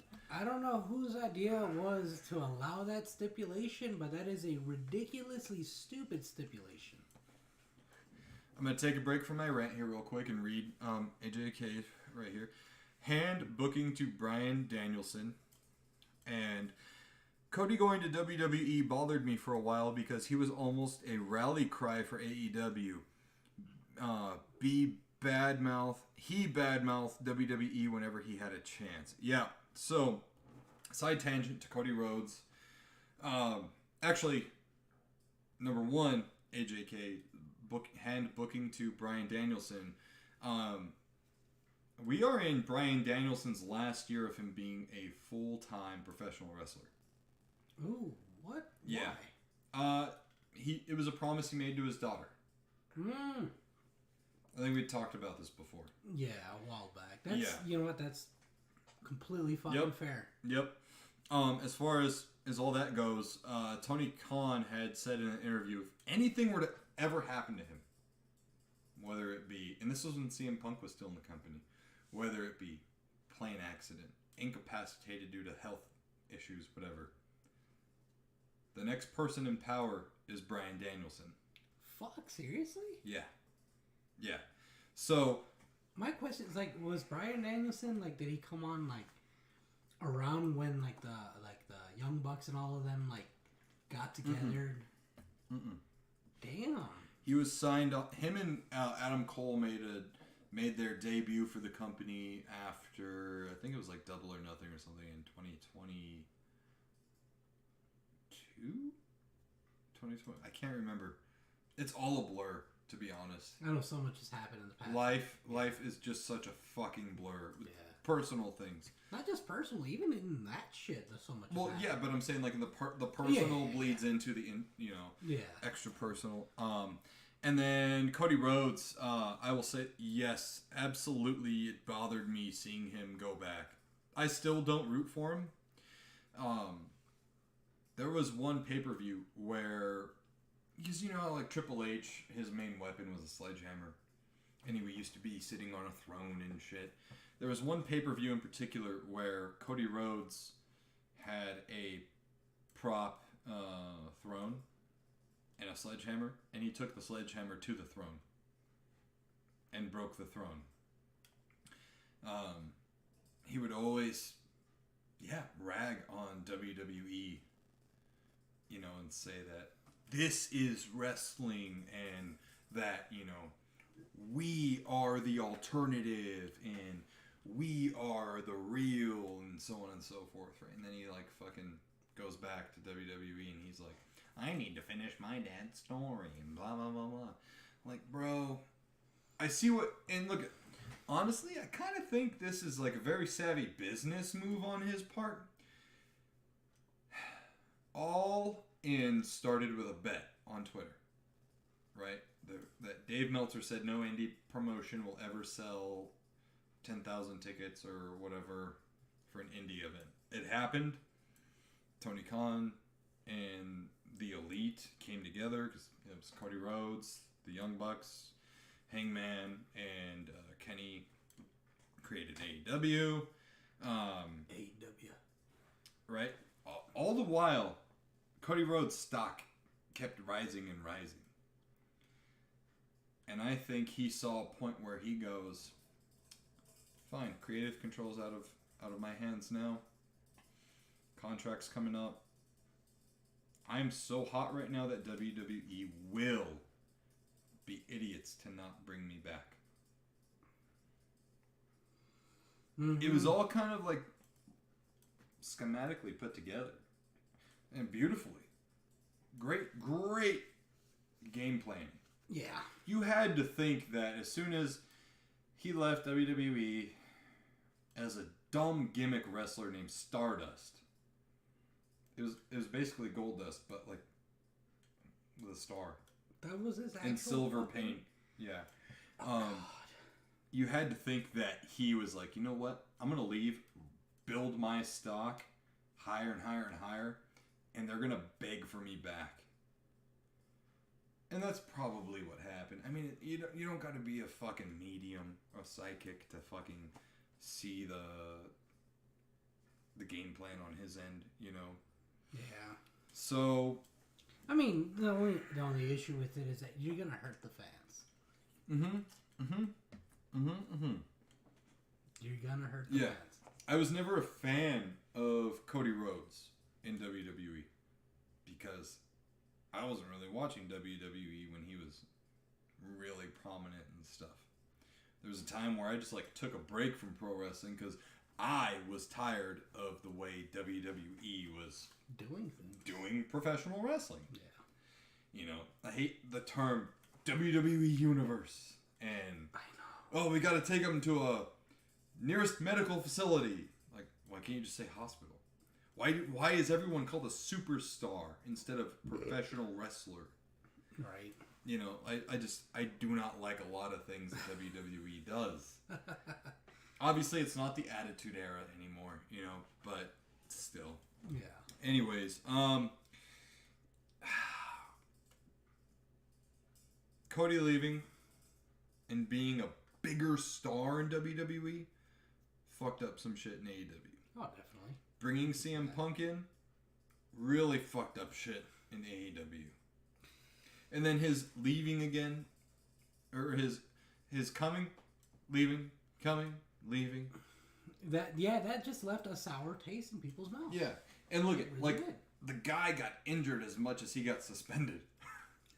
Like the guy was fucked. And also, I'm gonna say this too, real quick. I don't understand the allure and gravity that CM Punk has with professional wrestling fans because anytime I've ever watched a CM Punk match, I was never like, wow, this guy's fucking great in the ring. Dude, even Jericho, who's in his fucking 50s, who wrestles like he's in his fucking 50s, has wowed me more than fucking CM Punk. Yeah, and like, sure, CM Punk might be great on the mic, but honestly, so are 80% of any fucking roster on WWE or AEW. Yeah, it's kind of like you kind of have to be good on the mic to be a wrestler. Yeah, if you don't want to get buried, you know what I mean? Like, so again, man, like I don't get the draw, right? And again, I didn't know about CM Punk and his Ring of Honor days and whatever, and maybe he was fucking crazy back then. But when I saw him in WWE when he first debuted and stuff, I still wasn't on the wagon. There was no draw for me. No matter what match he had, there was no like wow factor. And look, I hate to rag on like physical appearances and stuff because I do understand that like a normal Joe looking fucking guy can put the biggest guy in the room to sleep with a fucking rear naked. Because that's how jiu-jitsu works. You know what I mean? But like when you look at Punk, he looks like a guy. He looks like an NPC dude. Like love handles to boot. And you're telling me that he beat Samoa Joe in front of an 80,000+ audience at Wembley? No. Bro. Nah. Bro, even if oh god, I could even give that to Eddie Kingston. Like Eddie Kingston is not the fittest guy in the world. He's got a fucking beer gut. He really does. Hell yeah, represent. Yeah, but the thing is, you can see that he still has like it's not like defined muscle, but it's still enough to be able to say this dude has. Well, not even that, but his ferocity and his tenacity in the ring. That too. And Punk didn't have that. And every time I watched Punk wrestle in his time in AEW, I was like almost like, oh god, don't get hurt. Like every time I watch a match with CM Punk, You know what? Like 60% of the match was CM Punk staring like he was going like this, out of breath, looking at his opponent like. Yeah. That was like 60% of the fucking match. Yeah. I would say the only memorable match had to be the dog collar match with MJF. But then again, that was because it was a dog collar. Yeah, and it was a gimmick match. Yeah. Right? Yeah. Obviously, he beat MJF. That was a really good feud. I will say that. It was a good feud. Because they had the whole back and forth with CM Punk being MJF's childhood hero and this and that. And then, so that psychology of it all felt real. Yeah. But then, when you bring that up, though, in reality, was it really because CM Punk was there, or was it because MJF was able to sell it? Because MJF, as of late, has really been fucking, like... He's been really showing how well he can sell shit, how well he can, like, just... And you're actually a couple weeks behind in I Dynamite know. and Collision, because things have gotten, like, really fucking heavy with MJF. Really? Holy shit. Britt says Punk's always getting hurt. Hold on, though. AJK says they need to pay MJF whatever he wants, but who knows what that situation is, because MJF is a Cody guy, and then I'm assuming he's referring to Punk. He was a very underwhelming. Yeah. So MJF's contract is coming up soon, and the whole war of 2024, bullshit. Yeah. He definitely needs to get re-signed. He needs to be the biggest. He needs to have the biggest payday in professional wrestling history, in my opinion. And it's crazy because, like, just a year ago, we would have been like, man, fuck that guy. WWE can have him. When he fucking, threw tequila in a kid's face, I fucking lost it, dude. Because I'm a dad, right? I'm a dad first, and Yeah. I was like, if I knew I had tequila in my cup and he grabbed it and threw it at my kid's face, there wouldn't be enough security around to get me off of him. Oh, yeah. But anyways, I'm getting a little sidetracked here. We're going to stop the audio recording and restart it real quick. We're coming up on that 30-minute mark. And there's a lot to unpack. There's a lot to unpack with this question. And we're back. Okay. I'm going to try to, keep this going and not get so side tangical, bullshit, whatever. Right, so, Tony Khan taking all the booking. Cody Rhodes leaving. CM Punk showing up and messing up fucking everything. Okay, the brawl out at All Out. Fucking skid mark on the underpants of professional wrestling. Oh, yeah. Absolute skid mark. CM Punk is that guy that will provoke you. Hit me, I'll sue. Touch me, I'll sue. Mm-hmm. I've had 2 UFC fights. I'm a tough guy. Bro, you lost them both in embarrassing fashion. Okay? And you know what? I even rewatched them maybe about a month ago because I was like... You're kind of curious. I was like, you know what? I forgot what those fights looked like. He didn't throw a single punch in his first one. Are you fucking serious? Oh, yeah. Yeah, absolutely. That's not a Got fight. taken down, choked out real quick. That's not a fight. That's a fucking No, beat in the down. second one, the other guy was playing with his food the whole time. And as a matter of fact, the guy who won also got fired from the UFC. Oh, is that the one where he said he just... Because they were like... Dana White was like, no, fuck this. He should have fucking got his ass in there and out of there real quick. Yeah. This guy, no. He was like, we're not about that. So yeah, anyways, and then you had this whole fucking skirmish with, Jack Perry at All In London, whatever. We still haven't seen Jack Perry since. Really? Yeah, he's still not on TV. Still not. Oh, shit. But this is all main topical surface level stuff. There's a lot of other stuff too that I really don't like. Like the AEW was presented as a sports centric promotion where they were about making it as real as it could get. right? They had rankings when they first came out. They did away with rankings. The rankings actually fucking mattered, and the rankings drove story even more. When they got rid of that, shit started to get a little wonky. Got a little more WWE when someone's on the mic or whatever, and then someone comes out to challenge for the title. Because now rankings are gone, so it's anyone's fucking game. Yeah. They kind of teeter-totter with it, where a win streak will be brought up. So rankings kind of matter. But they need to bring that shit back. They need to. They need to be more sports-centric, like how they were. And they need.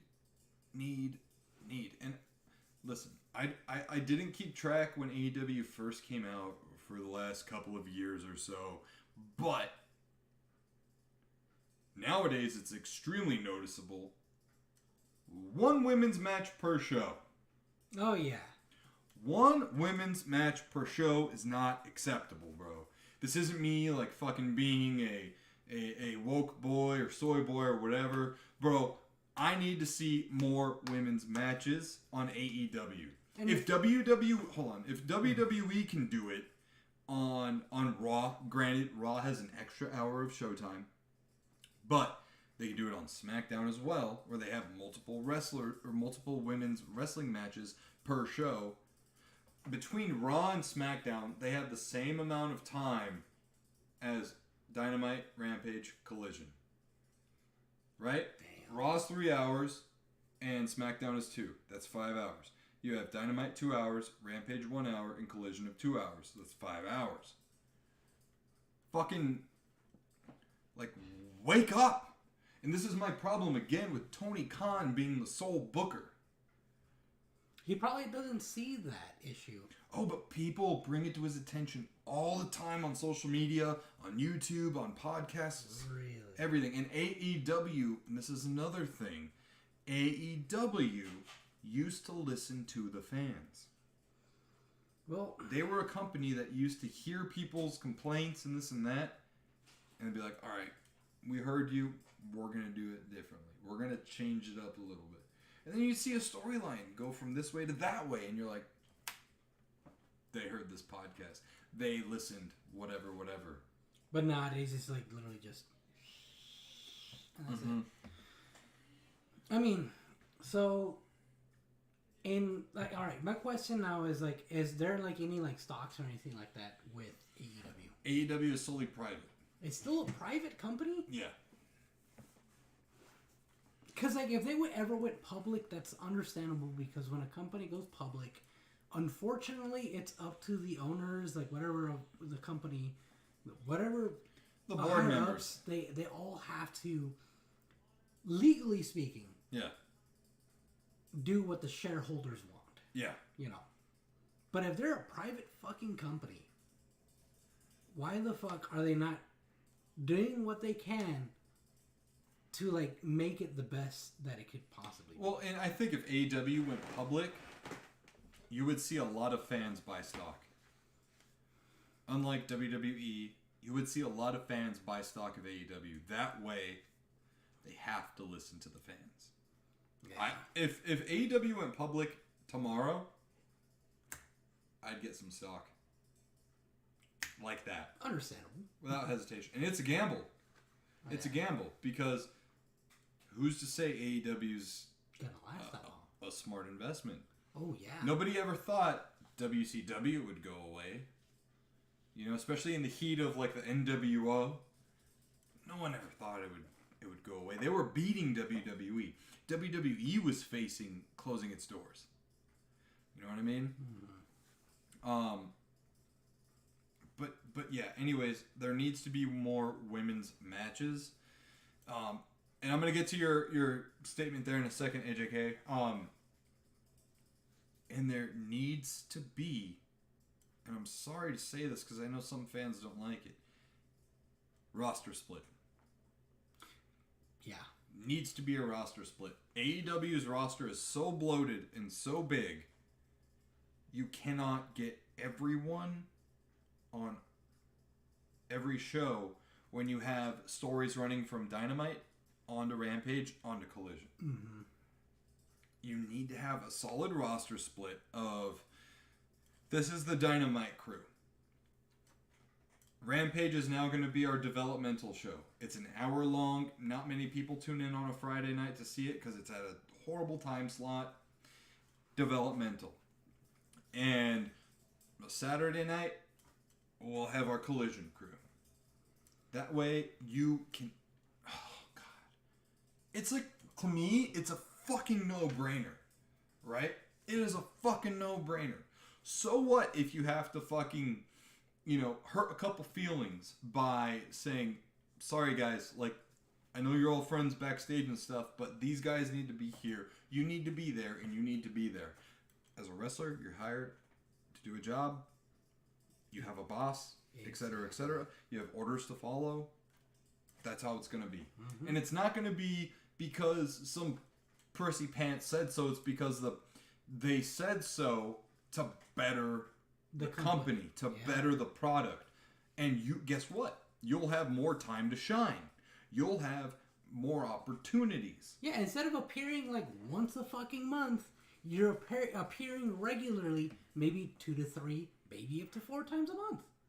Bro, maybe even more. Bro, not even. Some guys, you see them once, and then you don't see them again for like 4 months or 3 months. That's ridiculous. And I'm saying like main fucking dudes. That is ridiculous. Like, and again, Tony Khan is a smart guy, but when you are again split in 9 different fucking directions, you're not gonna have time to think about that kind of stuff. No, you're just gonna be like, all right, let me get this book, let me get this done. Yeah, just get it going. Yeah, and if they keep fucking up, sooner or later, they're working relationships with other companies like New Japan and TNA or Impact. They're going to be renamed TNA. They're going to go back to their old name. And other, like CMLA, the Mexican companies, and AAA, they're going to see AEW doing some weird, wonky shit, and they're going to be like, nah, you go ahead and do your thing. We're going to start to distance ourselves from you. Or even worse, they're like, well, we see that viewership, this and that is going down. We're going to jump ship before it gets worse. Yeah, exactly. AJK says, it's like they are playing with action figures. I love a great match, but give a great story and fans will come. Yeah, and that's the thing, too, is like, Tony Khan has an amazing opportunity to give us amazing matches. Like Forbidden Door, for example. Oh, yeah. Forbidden Door gives us an opportunity to see other talent from overseas that we don't see on a weekly basis here in the U.S. unless you stay up and find a way to watch New Japan or Stardom or whatever. But those matches kind of don't mean shit if there's not like a reason why. Yeah. Like, why does Danielson hate Okada? Why, like, and again, to a certain extent, I do get it where a match happens because a match happens. It's sports-centric in that term.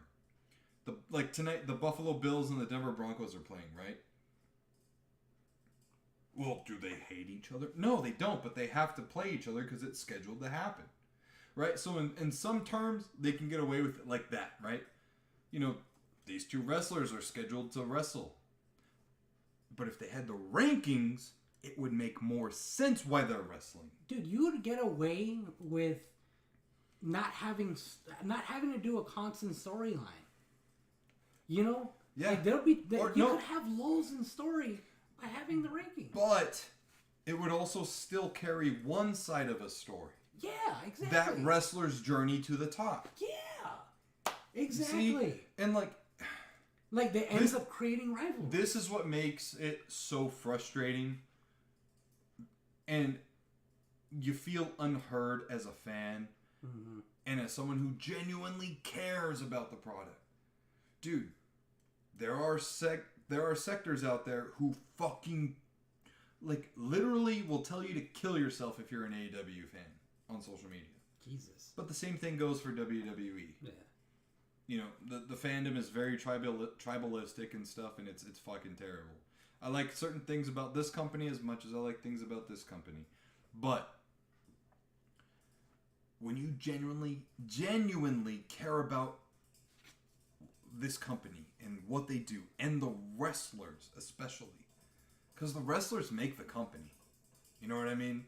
Oh, definitely. Like, I don't care so much for WWE because I don't necessarily care about the wrestlers all that much. And WWE has some really good storylines and stuff. Which brings it back to that comment that AJK said. Yeah. And, like, I'll tune in to hear about the progression of that storyline, but I don't watch the matches. Yeah. Because I hate the in-ring action in WWE. It is so unbelievable and so fucking Disney fucking soft as 10-ply action in ring.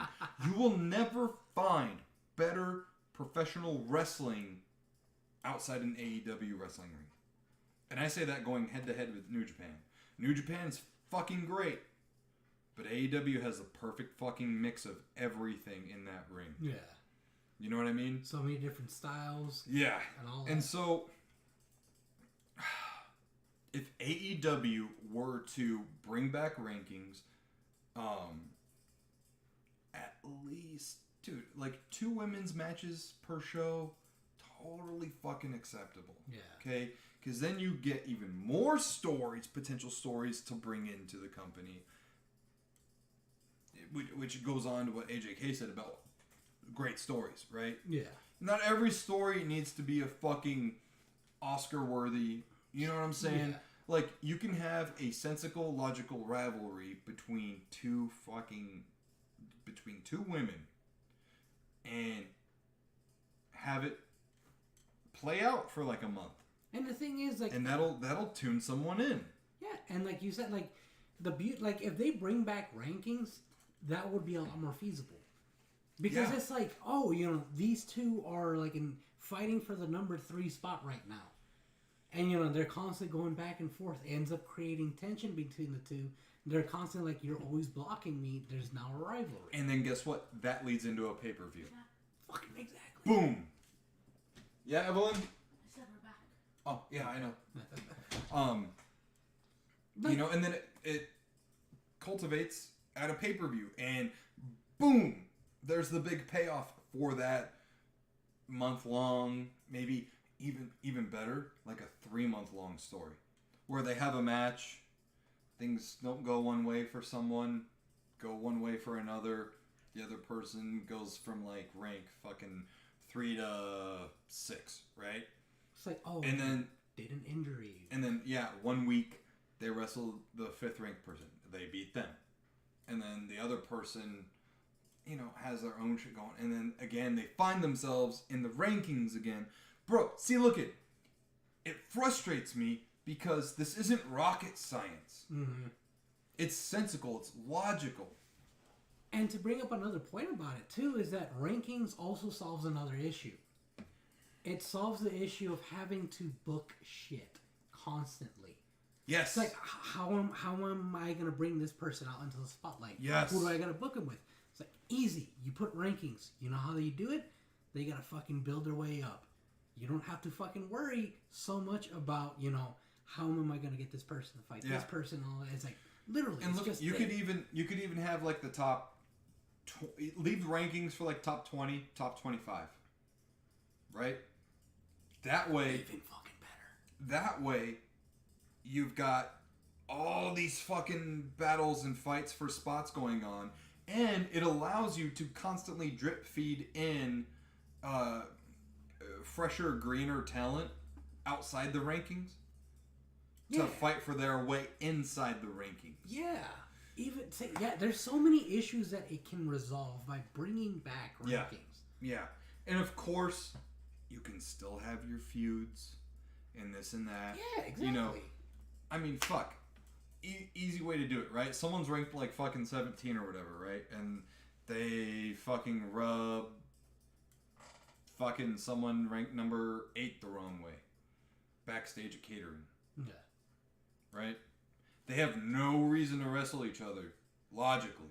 Yeah. In the rankings. Challenge him to a match at a pay-per-view. You know what? I'm fucking tired of you taking things out of my bag, pulling pranks on me, this and that. Let's go. And they do one of those like backstage segments where the two wrestlers meet up with Tony Khan in his office. And you see it on camera happen. You know, and then Tony Khan's like, all right, fine. Are you sure you want to do this? Makes no sense. You know, kind of reels in the realism, right? Yeah. Makes the view... affirms what the viewer is thinking while it's happening, and then gets booked, bam, done, and now it's a high stakes match. Yeah. And like, so what? The guy ranked 17, if he doesn't win, he stays at 17. But if the guy ranked number 8 loses, exactly. Yeah. So and there's so much bringing ranking back can resolve, not only resolve, elevate. Yeah. See, that fucking question was fucking loaded. Well, yeah, but listen, dude. Like, this is something... I feel like I should be paid for that right now. Because that, honestly, would fix so many fucking problems. I handed Tony Khan a fucking layup right there. A buzzer-beating layup. Yeah. Well, I say we. I should say we because you were there with me. But I mean, granted, you did bring up majority of the points though. But still. Yeah, but still, you're right though, because like. And what am I? I'm a fucking independent contracting fucking home improvement guy.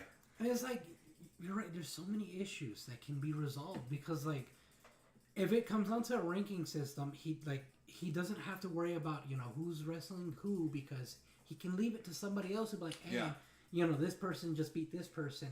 Like, all right, cool. It's super simple. Just move them up on the ladder. Mm-hmm. Stuff like that. Like, it leaves them open for so much more. And look at, some people might say, well, it's kind of too late because they've done away with the rankings for so long.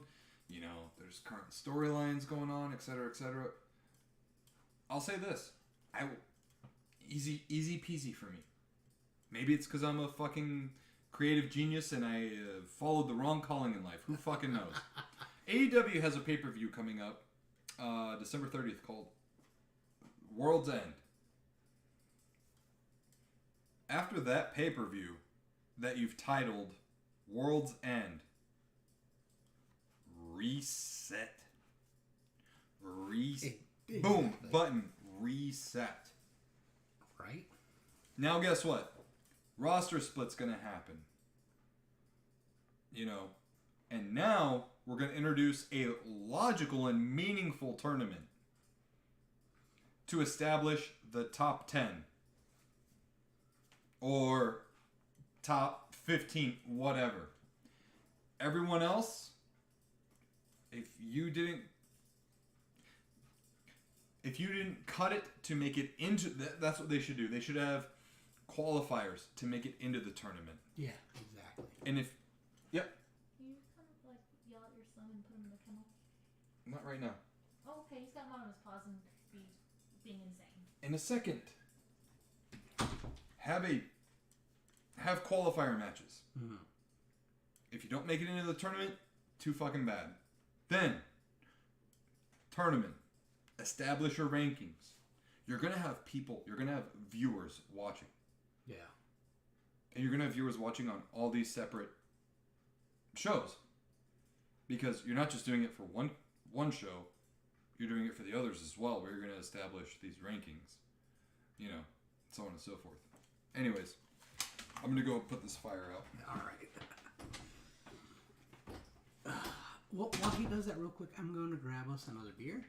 But, what do you guys think about a ranking system for AEW? I feel like there should be a ranking system. Like, there's plenty of ways to reintroduce a ranking system. Like he said, after World's End pay-per-view, do a total reset. But you don't even have to do that if you don't want to do that, or if it's too late to even introduce that kind of, like, writing to it. You could do, like, you could have one, like, let's say MJF. Is he still the champion right now? If he is, he could always be like, you know what? I want to introduce like a tournament or something like that to give people an opportunity to go after my title. You know, that way he doesn't have to deal with just like random people trying to go for his title. You know, it's like a system. Like, all right, whoever thinks they're the best has to prove that they're the best through this tournament to take my fucking title. You know, and they could have like a preliminaries to get people ranked, or you know, have people just get a chance to get ranked. They could easily do that. You know, there's plenty of ways to reintroduce a fucking ranking system. But while you guys think about that, I'm gonna go grab some beers.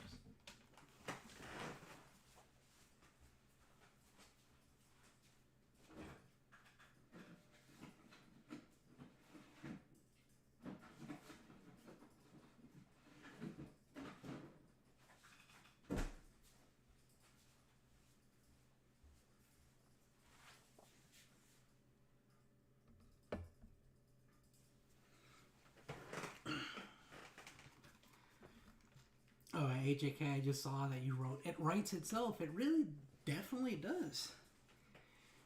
I don't know, I think it's just like how Nick said, is just that Tony Khan probably just is overburdened with, you know, all different kinds of things that he has to worry about. And it'd be super simple. Alright. What happened? Oh, dog was just being a fucking idiot. As he normally does. I've got you another beer. Yeah, okay. But yeah, and I was talking about how, you know, like, what do they think about, you know, the whole situation. And honestly, there's, like, you know, if it's either, you know, they don't want to do it at World's End, or it's too late to do the whole, you know, reset at World's End, there's plenty of ways to, you know, reintroduce a ranking system. Yeah, like because what I mentioned... Oh, go ahead. Yeah. Because what I mentioned is that, let's say, is MJF still the champion right now? He could just be like, you know what? I'm tired of random people challenging me for championship. Yeah, you all need to get in line. Yeah, you all need to get in line. Yeah. Right there. Ranking system. Easy. Yeah, well, and that also kind of fits, too, into the storyline of what's going on right now is a lot of people are kind of coming at him at once. There was one episode, 2 weeks ago, I think. MJF was pinned up a wall by Wardlow. Oh, shit. And he was like, I'm going to get you. You're not going to know when. You're not going to know where. And I'm going to get you. Mm-hmm. Samoa Joe. Doing the same shit. And he's got Jay White. Stole his belt. You know.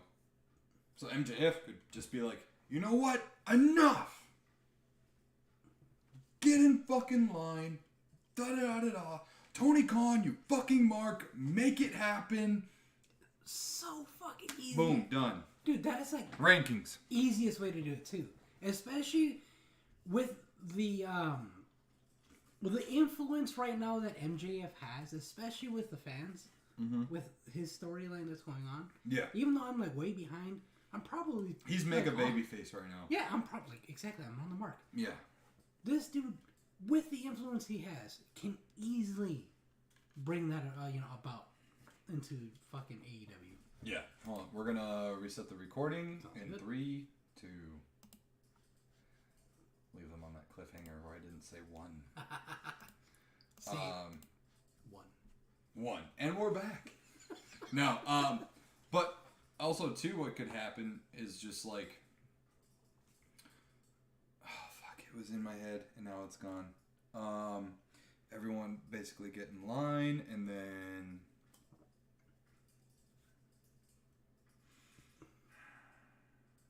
God damn it, I can't remember what I was going to say. Oh, shit. But pretty much, yeah, like, you could do it for, and you would have to do it, not just for the world title, but also, for instance, Christian Cage right now is a horrible heel in AEW. And he's the TNT champion, right? Oh, shit. And the TNT championship keeps circling around Darby Allin for some reason. He's been in that championship picture for a long time. I love Darby, but I'm fucking tired of him circulating around that fucking title. You know, you need to have a rankings reset for everyone. Or maybe, like, you get this vignette backstage of all the fucking current champs right now in the backstage where they're just like, God damn, can you believe these people are fucking challenging me all the time? Or, you know, and then you get Christian Cage being like, well, yeah, you know, I have all these low-life, fatherless fucking ingrates, you know, challenging me all the time. And, you know. You had to throw in the fatherless. Yeah. You know, and then Chris Statlander comes out and she's just like, I fucking am so tired of Julia Hart and the House of Black and blah, blah, blah, blah. You know, and then finally, they're all like, let's go to Tony Khan. And then they all go to Tony Khan and they're like, you know, they're all bitching at the same time. Yeah. And Tony Khan's like, enough! All right, I hear you. We're going to reset the roster. You know, like, yeah, rankings are back in place.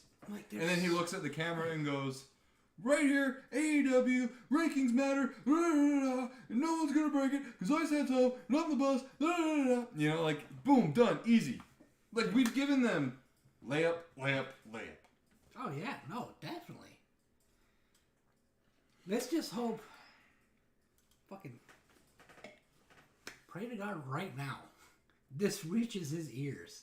Whether it be directly through it's the not. podcast. We're too fucking small. It's not. That's what I'm saying. So either it's directly through the podcast, if you know, even if we're too small, or somebody that's heard us and word of mouth. Mm-hmm. Because that'd be a great way to solve that issue. Dude, I mean, yeah. I don't know. It is a... Tony Khan is sitting on a treasure trove of professional wrestling talent. And it really sucks to see, like, a fifth of the talent all the time. Yeah. You know, and then you get, like, someone come out from the roster who maybe was, like, a big deal in, like, year 2 of AEW. And you see them come out and wrestle someone who's a really big deal right now, you're like, oh, they're going to lose. It's, like, so fucking predictable. Yeah. That's what sucks. And then, one thing I just thought about, if they split the roster into their 3 shows, you know what that issue solves as well? Viewership for all their shows, if they split up the roster correctly. Mm-hmm. Because they're like, oh, well, I'm used to watching Dynamite on this day because of this wrestler, but now he's on Collision. You get a lot more viewership spread out. It's natural. I mean, look at, say you make Rampage a developmental show, right?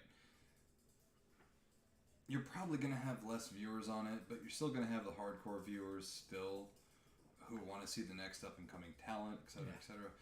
WWE made the roadmap for them with NXT. Although NXT is also 2 hours long. Or is it? Yeah, it's 2 hours long. So they have 1 hour up against AEW. But either way, WWE laid out that roadmap for them. All they got to do is just fucking follow it and you know what? Take a better path on that roadmap. Improve on it. Yeah. And that was supposedly going to happen when CM Punk was leading Collision. Although that roster split was a harsh roster split because of spite and hatred. He didn't let anyone on the show that was affiliated or friends with the Elite. Yeah. And that is not a kosher, roster split. No. Not at all. Real quick, AJK says, CM Punk is the devil, LOL, but seriously, if they pulled What if they pulled some what if Andy Kaufman shit used social media against itself? Yeah, I was actually thinking about doing a video of potential people who are the devil, because I think I told you someone stole MJF's devil mask. Maybe I didn't. Oh yeah, and they're leading like a group of people beating up people that MJF is like associating himself with. Yeah. Some people are like, what if it's CM Punk? I'm like, look it. Unless him getting fired was like a work, and that would be the biggest work of professional wrestling history. Yeah, no, definitely. And he ended up being the devil. There was one thing that MJF said, I think it was on Collision this past week, or maybe it was on Dynamite, I can't remember. He said, I am the real world champion. Or something like that, right? When CM Punk came back after the brawl out and all that, he kept the title because he never lost it. And he spray painted an X on it. And he said he was the real world champion. Oh, so you're trying to see like... So maybe those two dots connect, whatever. Mm-hmm. But either way, I do legitimately think that CM Punk was legitimately fired. Yeah, I think so. Because, that was too big of a scandal. There you go, Sean. That was too big of a scandal, really. Mm-hmm. It's for it to not actually fucking happen. Yeah. Especially because it was at Wembley Stadium. Well, I don't think the setting of it really matters too much. They're out of the fucking country. Like, their first trip out of the country. Yeah. It's a pretty big fucking deal. And he made it about himself again. Yeah. But look, I'll say this. Tinfoil hat, lol. Yeah, AJK, I'll say this too, though. Even if it was CM Punk, with what I said earlier about him, I wouldn't really care if it was. I would be happy for AEW, because whenever he was on screen, it drew viewers. But I don't care because of his in-ring inability. Mm-hmm. But AEW has some homework to do, and right now they're still doing TV rights negotiations with Warner Discovery. They haven't come up on a TV deal yet for once this one expires, which is like pretty soon.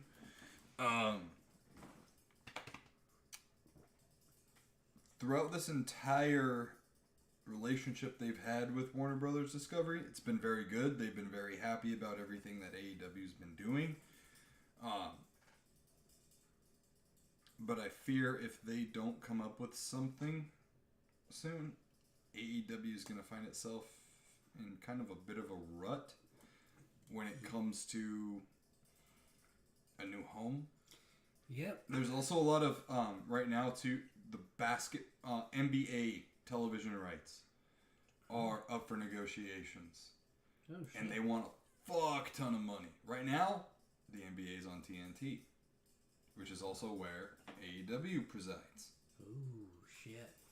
So would Warner Brothers Discovery look at AEW and say like, well, we got to cut some fat if we want to keep the NBA? Mm-hmm. See ya. And unfortunately, they will not be able to keep up with the NBA.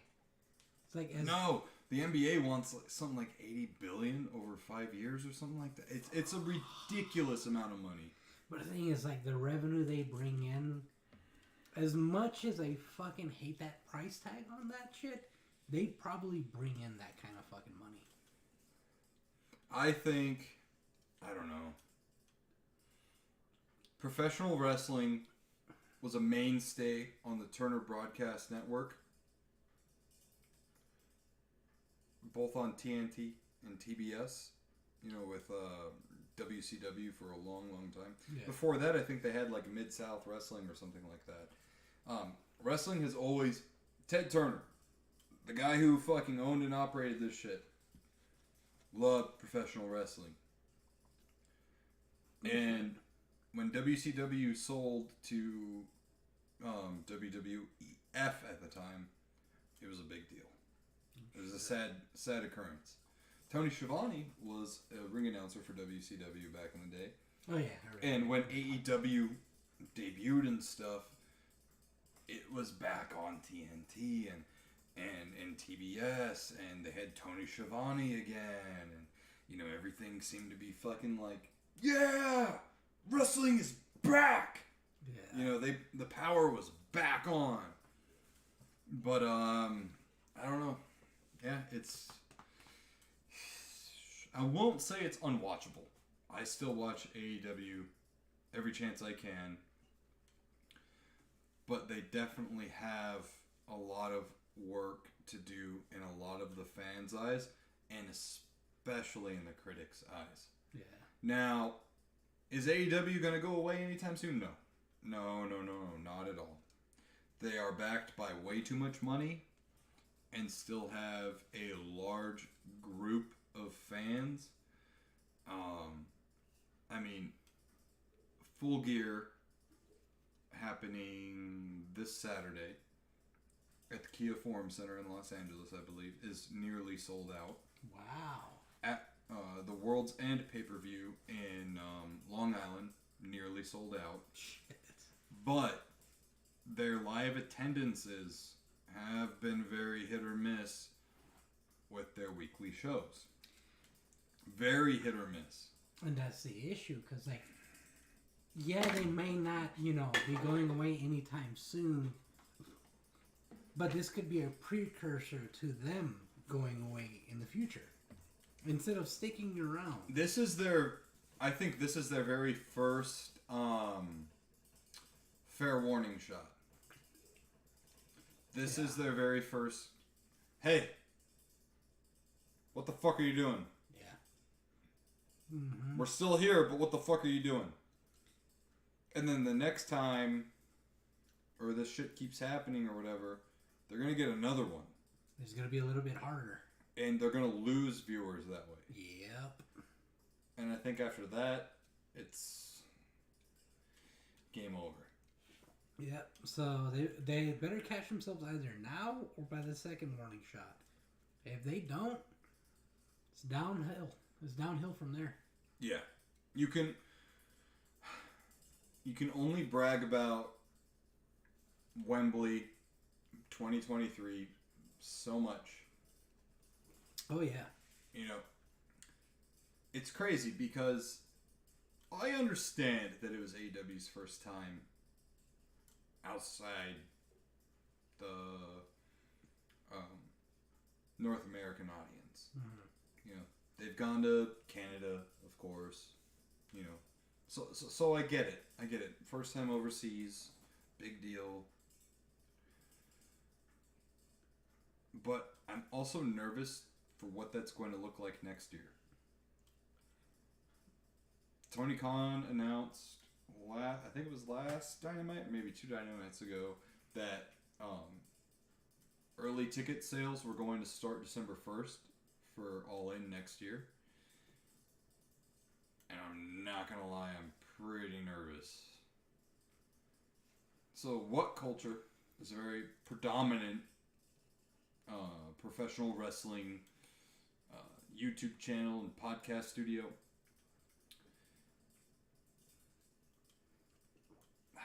Lately, their biggest fan, Michael Sidgwick. I like to call him Michael Sidgeprick. He wrote a book on AEW and always uses that as his excuse of being like, well, I was their number one fan and I love this product and da-da-da-da-da, so of course I'm not an AEW hater. But all he does is fucking rag on the product. And look I get it. We've been shining a spotlight on their shortcomings for the majority of this episode of our podcast. But we're also bringing solutions and stuff. Yeah. And it's funny because it's actually, like, to bring up, it's going to be kind of like out of topic, but in topic as well, is with the guys I play Destiny with, we always rag on Destiny. there's a lot of things that they have, like shortcomings out the ass. Mm-hmm. There's a lot of things that they could easily improve on, a lot of things that could easily solve a lot of issues in the game. But you still play it. But we still play it. Exactly. And it's funny because like we actually brought this topic up. Like actually Jesse actually brought this topic up about how people tend to talk shit a lot about the things that they love because they love it so much. Yeah. And the reason being is because you love it so much and you want to see it improve. So you talk shit about the things that they do bad and then talk about ways that it can improve. Yeah. Because you love that so much. So what I was getting to with like the whole what culture thing is they're in the UK and they've been in the UK ever since they started, and they've got a pretty large UK audience. I would say their number one demographic is probably North America though. But I fear that they can influence ticket sales. You're not wrong about that. That is an issue. And again too with them, and they also just launched like a new podcast YouTube channel, so they do their podcast live apparently. Sounds like they stole our gimmick. No, I'm just kidding. They're much larger than us. What I'm getting at is they have all these platforms, right? And they're talking. It's not like they typically on their preview and review shows for like Dynamite, Raw, whatever. They have 3 guys on the panel, but not necessarily do they have one that's neutral. Typically, when you have a 3-person panel and you have because one of the guys, Michael Hamflett, is very much a Fed fanboy. He loves WWE. He's part of the Fed, Okay. Sidgwick used to be like the pro AEW guy. Yeah. And then the host, Adam Cleary, would be like kind of like split down the middle. Yeah. It's weird, but lately, Hamflett, the Fed fan, has been talking about how much he loves AEW's certain things. And he's like the only positive one on AEW. The script is flipped, kind of. Yeah, but that also makes me fucking think like, fuck, AEW. If AEW is doing something that a WWE hardcore fan likes, they're doing it wrong. To a certain extent, I can agree with that, but I can also disagree with it. Because, I mean, at the same time, you have to be able to attract more fans than just your hardcore fans. Yes. You gotta find that balance. So yes. That's the issue. But you don't want to sacrifice your mission statement either. Yeah, you're right about that. You're 100% right about that.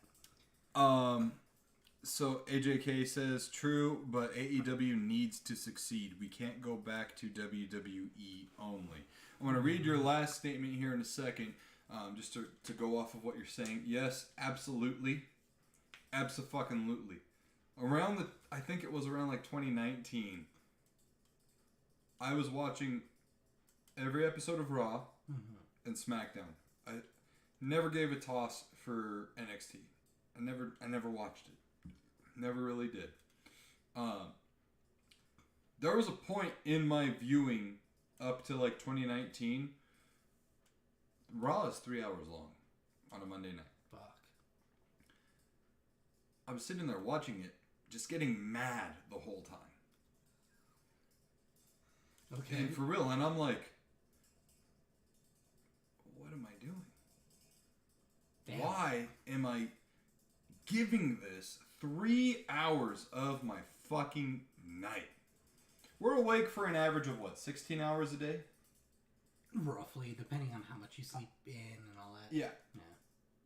After the hard days at work that we had back then, when we worked together, I would sit down by myself and watch 3 hours of Raw. And back then, it was like a rated 3 out of fucking 10 show. Bro, that only left you 5 hours in the day for everything else. Yeah. that's a lot of fucking time to sacrifice for a show that was pissing you off. Yeah. Yeah. And that was the only pro wrestling on TV accessible easily. Yeah. If we go back to that, we're fucked. Because WWE is going to do this. Haha, we knew we were better. And then they're not going to have any competition. And then they're going to do what they did before. Coast. And then fucking do whatever they want. Because they're the only ones. And the worst part about it is that I would not doubt it is if they fucking brought that up as much as they possibly can. Oh yeah. We had competition. Anytime someone mentions AEW to the Triple H, he goes, "Oh, that pissant company." Mm-hmm. Anytime. Snark. I know I'm way late, but what did I miss? Agreed. But that seems to be all that the WWE Sheepverse wants. Yeah, so you missed quite a lot, dude. We've been talking about what AEW has been doing wrong and what they need to do for the last hour? Hour and a half. Hour and a half. Roughly, Wow. yeah. All off of AJK's one question. But I told you, I am very passionate about this subject, and Snark, I would hope that you will listen to the audio version of this because we brought up some very good points. This podcast episode is probably our best, most interesting podcast we've ever done. I mean, yeah, because This is a deep dive, intricate, intelligent episode. Yeah. And I don't know. I'm gonna listen to this back on Thursday when I put it out on the audio only version, which you can get on Spotify and Apple Podcasts. But this episode will put any What Culture, JD from NY, Fightful Select, any one of whatever, Wrestling Observer. This episode puts any of their content on this subject to fucking shame. In my opinion. Hold on. I'm not trying to start beef with any of these fucking companies or channels or pages or whatever, but this one needs to be circulated in the IWC, the Internet Wrestling Community, and it needs to be, and again, I'm not trying to do some fucking stupid forced channel growth here, but this needs to be shared, and this needs to be spread, and this needs to get to someone in AEW's ears. And I was gonna say I concur, and you know why? I'm not a fucking huge wrestling fan. I don't go out of my way to watch wrestling. But this fucking subject has me engrossed in it. It has me fucking passionate about talking about it too. Yeah. I know part of it is because he's fucking spreading that passion to me, but at the same time, it's a subject that does deserve talking about.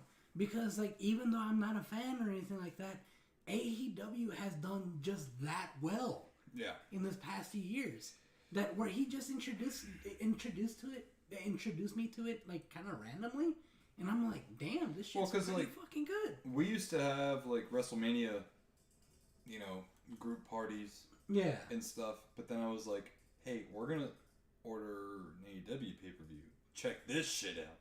Yeah. And then you were like, what the fuck? Oh my god, this is fucking amazing. Yeah, so whenever he ends up watching AEW pay-per-views, I kind of like, all right, I kind of have to be there.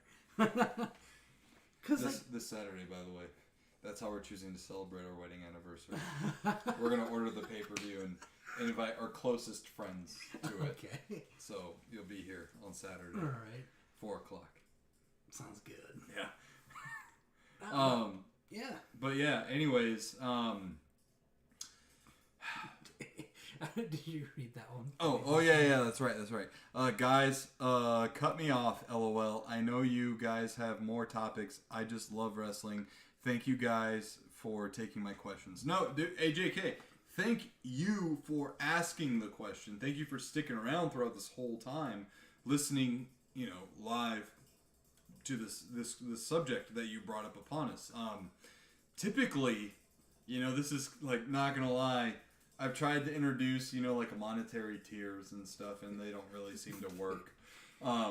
You're just too passionate about anything anybody brings up. I know. Because I don't blame you, man. Fucking having the audience ask us questions, it's just like, I want to hop on that shit too. Yeah, like, I feel really, like, there's one part of me that feels really stupid for trying to introduce monetary tiers, like, like $15 and you can take over a topic, or whatever, because, like, we're nobodies, right? But we also have other goals and stuff in mind.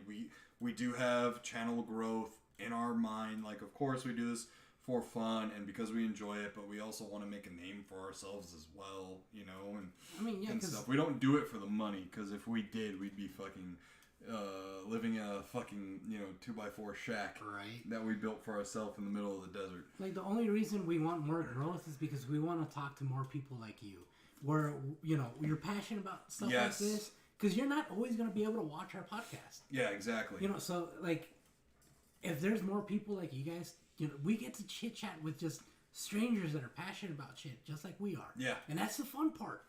That, and then also, too, just, like, developing a relationship.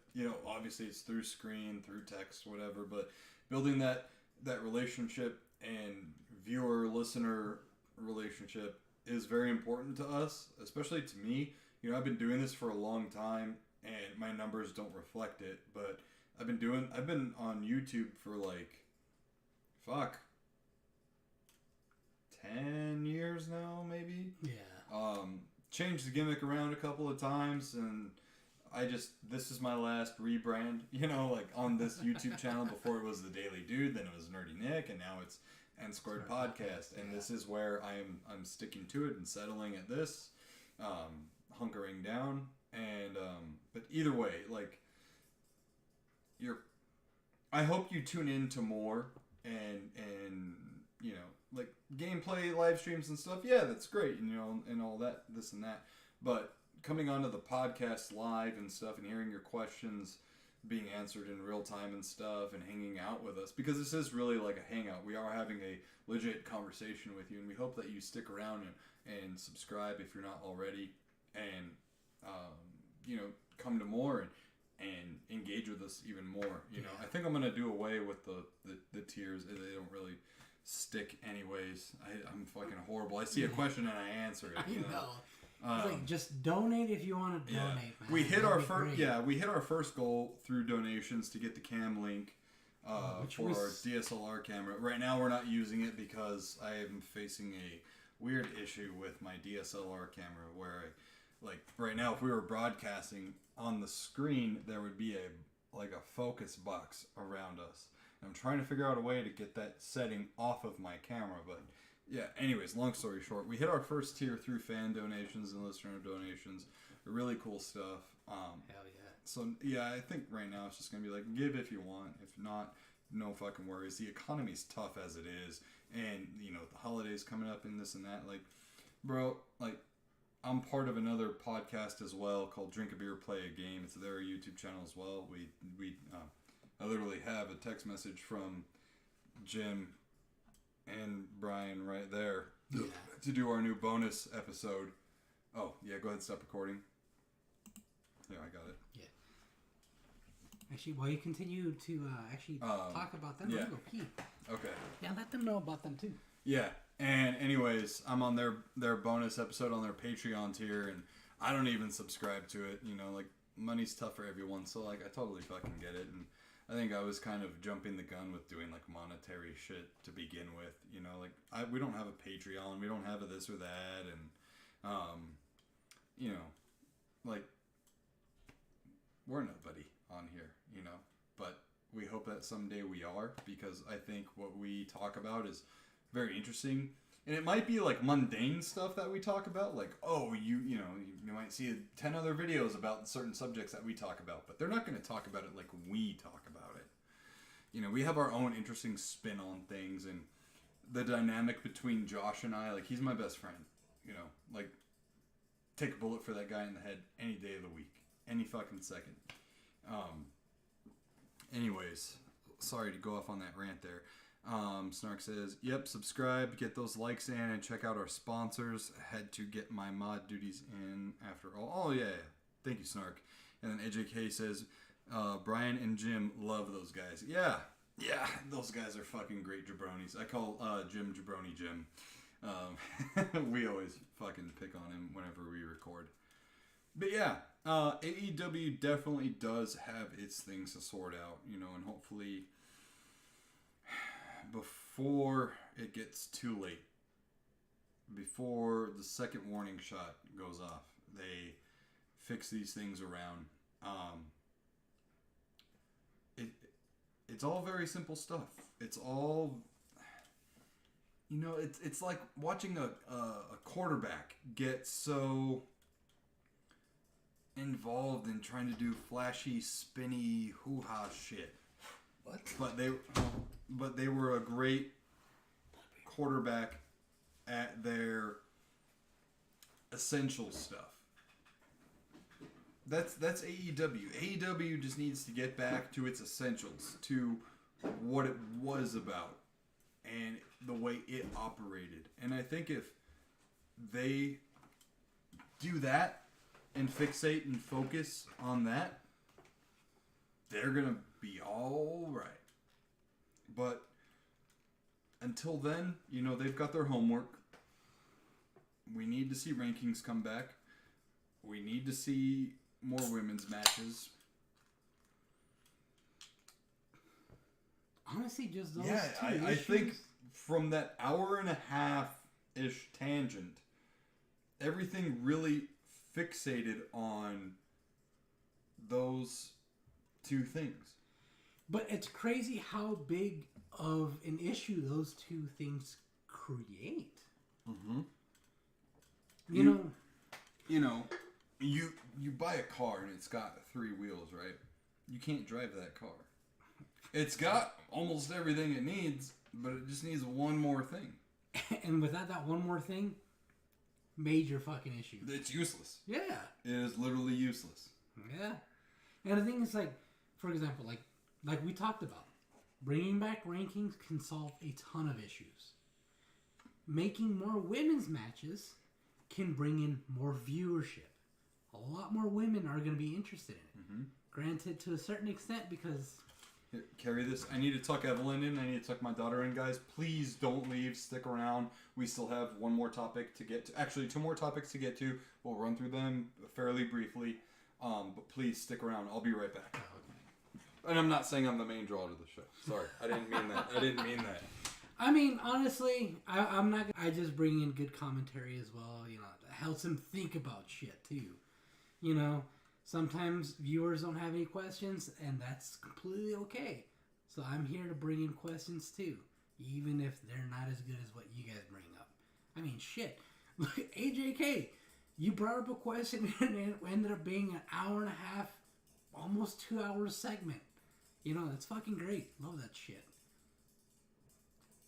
But I was going to say, you know, bringing in more women, like, you know, female viewership. As much as, you know, I hate to sound, I don't want to sound sexist or anything, but women don't really support women that well. I mean, look at the WNBA, you know. So it's not going to bring that much more, but it's still going to bring more viewership. You know, hopefully in the future that shit changes, but, you know, that's just my take on it. If you guys feel like I'm fucking, you know, wrong about it, fucking let me know. Snark says, and also don't go to picture-in-picture 1 minute into the women's matches. Doing that is insulting to the talent. Makes it similar to the bathroom breaks in the WWE. Fucking... Exactly. I think Nick even brought that up on one of our podcasts a while back when we were talking about the whole, you know, women's matches situation. It's like they always fucking do that shit.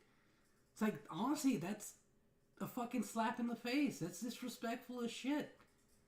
It's like they're actually trying to put on a show and they're just like, oh no, this is a fucking secondary thought. Let's go to commercials. It's like, no, what the fuck? Let them fucking shine. Like, AEW's women matches are pretty fucking great. Like, I remember watching some of the WWE women's matches. I'm just kind of like, oh, this is boring as fuck. This is like, it's just like they're just going through the motions. In AEW, they're actually fucking wrestling. It's fucking great. They definitely need at least fucking 2 minimum matches per fucking, show. On their longer shows, probably even 3. They have plenty of fucking time to do that. I don't know. It doesn't make sense to me. It's like they have a really large roster on both men's and women's side. They have plenty of people for that shit. Yeah, exactly, AJK, exactly. Let them fight. If they have to, throw in a little woman's mud fight, fucking, they can do that too. Oh, man. But yeah, no, see, yeah, I love it when you guys bring in questions, because it just gets the ball rolling. There's just so much we can talk about. Oh, man.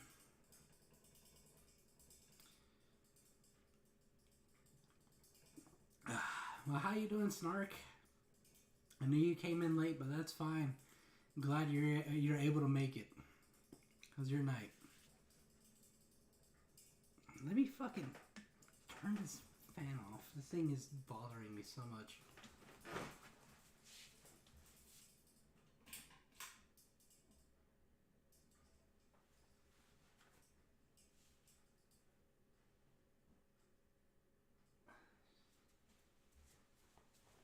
All right.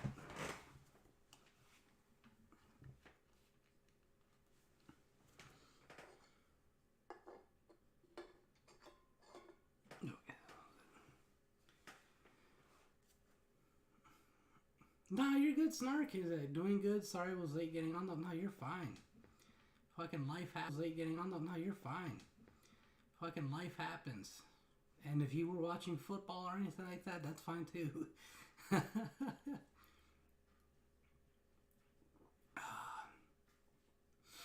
Now, we understand that not everybody's going to be able to watch every single Monday. That's fine. Oh, no, it was just, I was, asking Sark how he's doing. I was like, I know he came out late, but that's fine. Oh, yeah. Doing good. Sorry was late getting on. I was like, yeah, no, I get it. Not everybody's going to be able to get on every single Monday with us. Oh, yeah. No. Yeah. I mean, our viewership is so, fucking wonky. Sometimes we have, the regulars, and then sometimes we have nobody. Which is fine. Yeah, it's all up and down. Snark says, and also don't go to picture-in-picture 1 minute into the women's matches. Doing that is insulting to the talent, makes it similar to the bathroom breaks in WWE. Yeah. Did you already touch on that? Yeah, I touched on it. But if you want to touch on it? Yeah, no, I was going to say, I like picture-in-picture because we've already talked about this before, but going picture-in-picture, to me, is way more acceptable than solid commercial break, where the match is still ongoing like in WWE, and then you come back and all of a sudden the other person is in control and you're like, what the fuck happened? Yeah. When we left on the commercial break, this other person was dominating. Yeah. And now, but the timing is everything. Oh, yeah. They know exactly when they're going to take commercial breaks and so on and so forth. So they need to map out the show better with when matches will take place and how long one match will take versus the other, et cetera, et cetera. I brought up the fact that honestly, it's more of a slap in the face doing that when it's the match just started. Also, they go into picture-in-picture. That really is a slap in the face. Oh, disrespectful. Yeah, big time.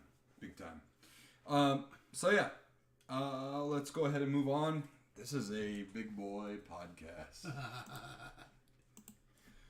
We're going to touch on this pretty briefly here. Oh, shit. Hold on. Sorry, I said something. I understand that, but to me it seems like they only talk about it more when they do the matches. Hell, I watch NASCAR and NHL games that do the same thing, but it's not shilled as much. Yeah, I get it. Oh, shit. The Broncos won at the last second field goal. Well, Oh, shit. wow, good for them. The fucking Bills seem to be choke artists these days. This is brought to us by sportspromedia.com. I've never heard of this site before until today. Vince McMahon selling $700 million of U.S. currency worth of shares in WWE parent company TKO Group. 78-year-old 78-year-old Vince McMahon parting with 8.4 million shares of Class A common stock. So this happened last week. This is last week's news brought to you today. So someone on the board of, investors and stuff had said in like an earnings call or something like that Vince McMahon is a high risk person to have on board, basically. And then a few days later, he sells 8.4 million shares that he holds. He still has a plethora of shares to be able to, stay in control, et cetera, of certain things. It's pretty interesting. It kind of seems like he's being pushed out from within. And at first it was like, oh yeah, no, we're going to keep Vince McMahon as head of WWE, et cetera. And it kind of seems like they bought WWE from him. TKO, Ari Emanuel, whatever. They bought it, and they had this plan. Oh, once we buy it from him, we're totally gonna oust him. We're gonna build a rapport and have enough trust with him. He's gonna sell it to us, and then we're gonna you're fired, pal. My question though is like, how the fuck did they get him to sell his shares? Because technically they can't force him to sell. No, he did it on his own. But I think he might be selling it while the getting's good. But my question is they either convinced him to do that, which honestly, when it comes to shares, you can't be really forced out. Unless unless the majority holders agree. Hey, pal. Do you remember what happened in the first Spider-Man movie with the Green Goblin? Yeah. But he's the Green Goblin. After everything I've sacrificed! God damn it, that was too fucking on point though, that fucking analogy. Jesus. Yeah, it's the same shit. Yeah. It's the same shit. Now listen, no one forced him to do this or that, but the TKO, the stock price has gone down by almost $30 since the merger happened. Wait, really? Yeah. Huh. Right now it's at $70-something, I want to say. Let's see. And once again, last shout out to our sponsor of the show, HubDaddyStore.com. Get yourself some soap, some candles, some holiday scented candles that you can actually convert into just a mug for your coffee that you get from the Hub Daddy store, because they've got a 12-ounce bag right here. All right. Anyways, TKO stock price. Right now it is $79.97. So it's up 71 cents today. But I can see, there was a drop. What the fuck?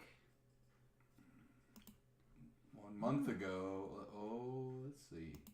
6 months. I don't know why. I don't know how to read this, man. When it opened, it was at 78.78.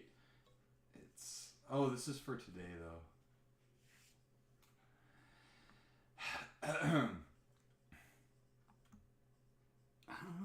Yeah, I gotta study up on stocks.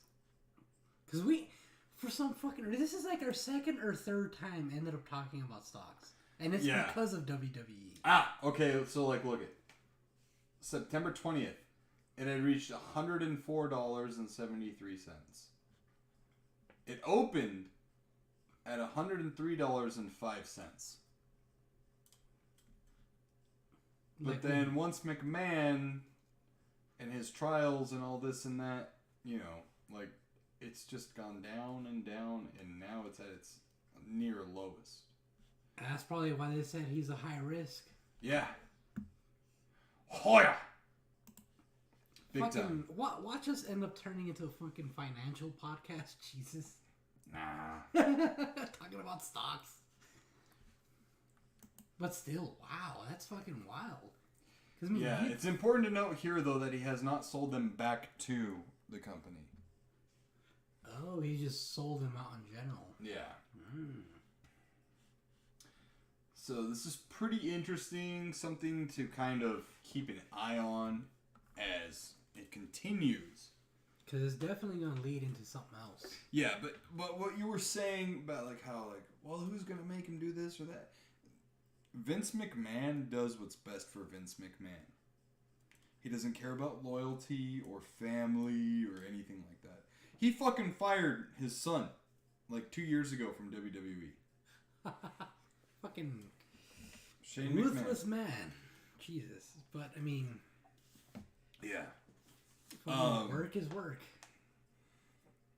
He's 78? Dude, that's actually what surprised me the most. His age?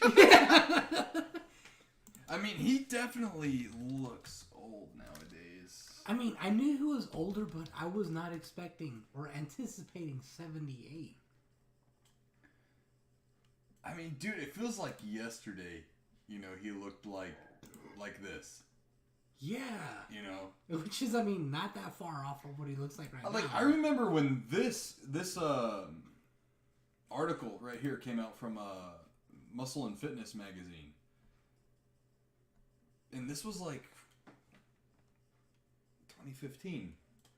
Age 74. So, that was 4 years ago. No, that was not 4 years ago. No? That was not 4 years ago. No. Here, let me do Muscle and Fitness. Ooh, let me bring this up. First, Snark says choke artist. That's an understatement from earlier. AJK says TKO telling Vince McMahon he's a liability. Not wrong. Snark also says, I thought early 70s myself, not 78. Exactly. I was thinking maybe late 60s. Damn it, it doesn't have the fucking... For some reason, it doesn't have the date. Okay, whatever. I don't give a fuck. There's no date on here. What? This is the Muscle and Fitness website. But yeah, it was a cover with him on it, and he had the chains and shit. And this was back when I was working at Anytime Fitness in Oro Valley. That was 2014, 2015. 2014, because I was there when I won my first place in bodybuilding competition. Damn, that was almost 10 years ago. 9 years ago. Yeah. Shit. Yeah. I dedicated my win on stage to Evelyn before she was even born. Oh, wow. Yeah. That was when he was 69. Nice. Yeah. But anyways, yeah, his age is fucking wild, right? Because you always look at, right? It doesn't seem that long ago. You gotta give him props for He looks older here. And this is an older magazine. Dude, you gotta give him props for being able to keep up that figure at that fucking age, though. This is from 2006. Yeah. I mean, Well, steroids. I mean, Hold on. yeah. Let me see if still. I can get the date. Can I? Whatever. Anyways, I'm fucking trying. Wait! Don't click on anything else. WWE is on cover of Muscle Fitness magazine in March 2015. Okay. Issue. There you go. Okay. All right, there we go. Mystery solved. Fucking A. So yeah, it's something to keep an eye on. What is a Frito? Shane was a Frito. AJK, I don't know what that means. Do you know what that means? Mm-mm. Like Frito-Lay chip? Like a freeloader? But that would be with an L, though. Yeah, true. Let us know, AJK. Yeah. You said we had one more topic? Yeah, that was just going to be like Call of Duty First Thoughts. Yeah. Godfather 2 reference. Fraud. Godfather. I don't remember the Godfather Part 2, dude. It's been so long. It's been so long since I've seen that. I'm trying to, no, I can't think of it either. You come to me on the day of the AEW talks and bring up a reference to a movie I have not seen in so long. You ask me this? Alright, I'll look it up later. Anyways, Call of Duty Modern Warfare 3, first thoughts. Zombies mode is disappointing. Fuck, are you serious? For me. Why? It's Warzone with zombies. So, do you have to go against other players, or? No, you don't go against other players. There are mercenaries in the map, though. So you fight against mercenaries and zombies, and the specialty zombies that you see in the trailers and this and that. Okay, thank you, Snark. And you exfil after certain objectives are done. So it's their DMZ fucking playlist thing, but with zombies mixed in. Pretty much. Oh, fucking what? No. Why? It's weird. Like, I was loading, like the fucking plates into my vest and stuff whenever I'd get hurt. No. You can only pick up certain things before your, like, load is full. Like your backpack or whatever. Like, what I'm saying is, it is literally Warzone zombies. Wait, so do you go in without weapons? No, you go in with weapons, but there's a weird thing where it's like, you can use these weapons, which are insured. Which means if you die playing zombies, you can get those weapons back. But if you go in with uninsured weapons, you lose them forever. Literally, that's fucking stupid. It's like, that's not why we played fucking zombies. There's no, like, round indicator at all. Which, fine, I get it. Open world, I get it. The dogs are pretty frightening. They're a lot bigger. Really? Oh, yeah, and when you kill them, they explode, and there's a giant fire pit that they leave. Okay. So it'll damage you if you're too close and you kill one. There's no indicator of when they show up. They just kind of do. There is an indicator that says like low threat or whatever, like whenever you're running around somewhere. Though zombies do horde you like a motherfucker. Okay, that sounds fun to me. Yeah, and that sounds fun. It's very claustrophobic in certain settings. Like for instance, I came across a vault, and I put this thing on the vault that like started unlocking it or whatever, and then all of a sudden a lot of zombies came up. And I was very fortunate that I had a teammate there. So he was looking at one door and I was looking at another, and we were just like, brr, brr, you know. Some of the specialty zombies are very fucking frightening to go against because they're like in full on armor and shit, and you're like, headshots for days, you know. Don't mind if I do. Okay, so I can see. Okay, I see. Like, there's some good parts about it, some not so good parts. Yeah. What I don't like though is like everything on the ground. You literally have to like press X to grab, whether it be like except ammo and armor plates, but everything else, like you don't just run over and grab it. You have to like look down. Okay, I want that.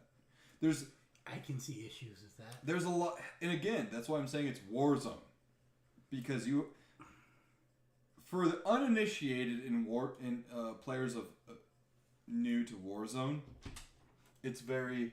I forgot tomorrow's the day of awesomeness. Oh yeah. Pack an extra pair of socks in your backpack, please. Yeah. Do it now. Okay. Day of what? Awesomeness. It's like a fun. Like school activity type thing. Yeah. They like go out on the field for an hour, and there's like giant inflatable courses and stuff. Oh, that sounds fun. Yeah, it's like their prize for doing fundraising. Oh, nice. Okay. Yeah. Anyways, here, hold on. I'm gonna stop the audio recording and start it right over because like we've been doing this for so fucking long. Yeah. So for the uninitiated of Warzone, it's a lot of like, what the fuck is all this new mechanics at once? You know, like I have a backpack. I can only fit so many things in my backpack. Why am I moving slower? Da-da-da-da-da-da-da. You know, it's a lot. And I loaded up with 4 people, including myself. 2 of them died. The other guy was not mic'd up, and I was like, "Hey, dude, I don't know if you can hear me, but I have no idea what the fuck we're supposed to do." And then he just like audio triggered like some basic audio voice samples and was like, "I've got your 6." And I was like, okay then. I'll go this way. And I just started running one way, right? Because there are like some certain highlighted objectives, you know, like, oh, go this way, obviously, whatever. And then, you know, I go up there and I'm like fucking shooting everyone. And the highlighted objective was this like mega armored zombie motherfucker. Oh, God. And I was on a roof of like a 3-story building, aiming down at him, shooting. And then he fucking makes his way up to the roof and I'm like, oh my God, I did not know you could get up here. And then all of a sudden this fucking guy shows up out of nowhere and helps me out. And I'm like, the fuck were you? You know? But then also in my head, that song was playing from Foo Fighters. There goes my hero. You know? Oh, anyways, like, we get the objective done, which, like, you can go in and out as many times as you can. Because you're given, like, 3 objectives to do. They all don't need to be done at once. Oh, shit. Okay. So, anyways, we're done, and I'm like, alright, cool. Now what do we do? And then he just leaves. And then he gets in a truck and then drives away. And I'm like, no, wait, what about me? And then, dude, tons of zombies were out at this time because he had triggered the exfil helicopter. Oh. And I'm like, okay, cool. Thanks for doing that, but I'm way behind you. God. So I'm like tactical sprinting, stopping, tactical sprinting, turning around. And I'm like, there's a sea of fucking undead behind me. And then I turn around, going towards the exfil helicopter, and there's tons of zombies swarming it. And I'm like, I'm stuck in an Oreo right now. Oh, God. And I'm in a sweet spot where the cream filling is. Do I want to make the helicopter? But then, of course, I get on the helicopter and, you know, we fucking take off or whatever. And after that, I just exited out. because it was like midnight, last night. And I was like, yeah, like, that's interesting. I need to, like, spend more time. It reminds me of Monster Hunter. I need to play with someone who knows what they're doing. Yeah. What the worst part about it, though, is that the game's brand fucking new, technically speaking. Well, apparently this fucking guy knew what to do. He was just being all fucking about it. He's probably played enough. The thing is, like... I got your 6! And I'm like, we're at a fucking intersection on some street in the fucking middle of the desert. And I'm like, what does it mean? He's just basically saying, I got your back. Yeah. But he disappears and then reappears. Well, I mean, he technically had your back. In the nick of time! I know! I was like, this guy. Like, in that moment, I was like, this is something that needed to be, like, screen captured and stuff. Because I was kind of like, oh fuck, I'm gonna fucking die. And I said that out loud. And then as I'm reloading, trying to, like, dodge, out of the, like, we're on the roof, but there was, like, a sub-roof to the roof. Yeah. And he jumps off of it and is like, I'm like, what? So where the fuck did you go? Fucking Higher by Creed starts playing in the background, and I'm like, what the fuck is going on? Oh, it was so fucking good. Oh, hold on. The wife texted me. All right. Well, you. Oh, no, that's a reminder for later. Oh, okay. Well, I was gonna say, read what AJK said. Is it not hearing good things about Modern Warfare 3? Still playing Spider-Man 2, Jedi Survivor. Jedi Survivor. Jedi Survivor. Yeah, I put down Spider-Man 2 over the weekend because Call of Duty is like just a big deal to me. Understandable. Yeah, I'll pick that back up. I think I'm about like 47% of the way through or something like that. Like entire game wise or just story wise? Story wise. Oh, okay. Yeah, fuck that, dude. So many fucking side this and that to get through in that game. Are you enjoying Spider-Man 2, AJK? I know I was really digging it. There's some kind of like convoluted, stuff to get through, but I really liked it. Yeah, multiplayer. I was like, holy Santa Claus shit. These maps. Are the maps good? They're the same. What? Like, they're the same maps that came out when Modern Warfare 3 came out. Oh, shit. Yeah. So you've got, like, Skid Row, Sub Base, Rust. Oh, bro. Yeah.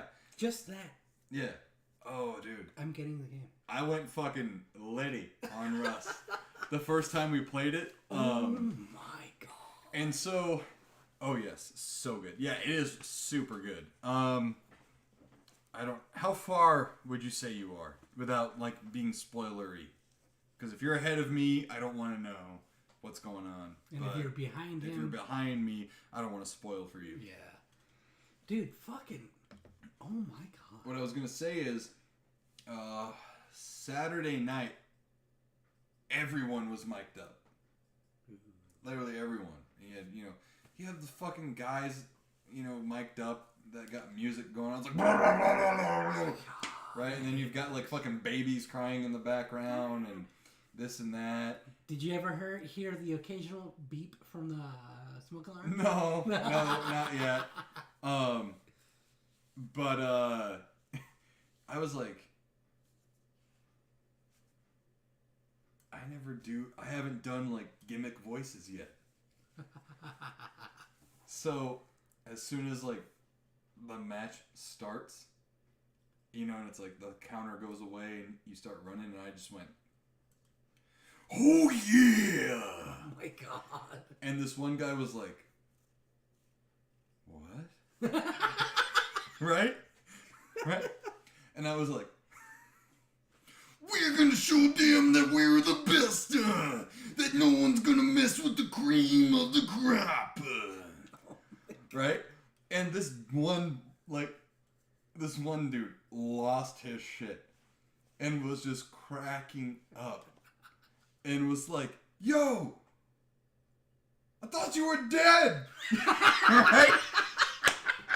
And you hear him like processing through his mind. Like, what the fuck? I thought you were dead. Yeah. And I was like,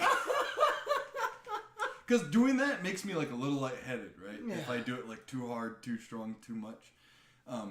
So I like took a breath and I was like, nothing could keep the Macho Man down, especially in Modern Warfare 3. Yeah. Oh yeah. Yeah. Not even a leg drop from the mighty Hogan could keep me down. Oh my god. Yeah. And dude, like everyone started being like, yo, this guy's lit! What? And I was like, I just need to do that for every fucking match now. There you go. And one dude was like, oh wow, first time I heard a soundboard before, and I was like, oh yeah, and the next one you're gonna be hearing is the one that I make of your mom tonight. Yeah. And he was like, oh shit, alright, props, dude.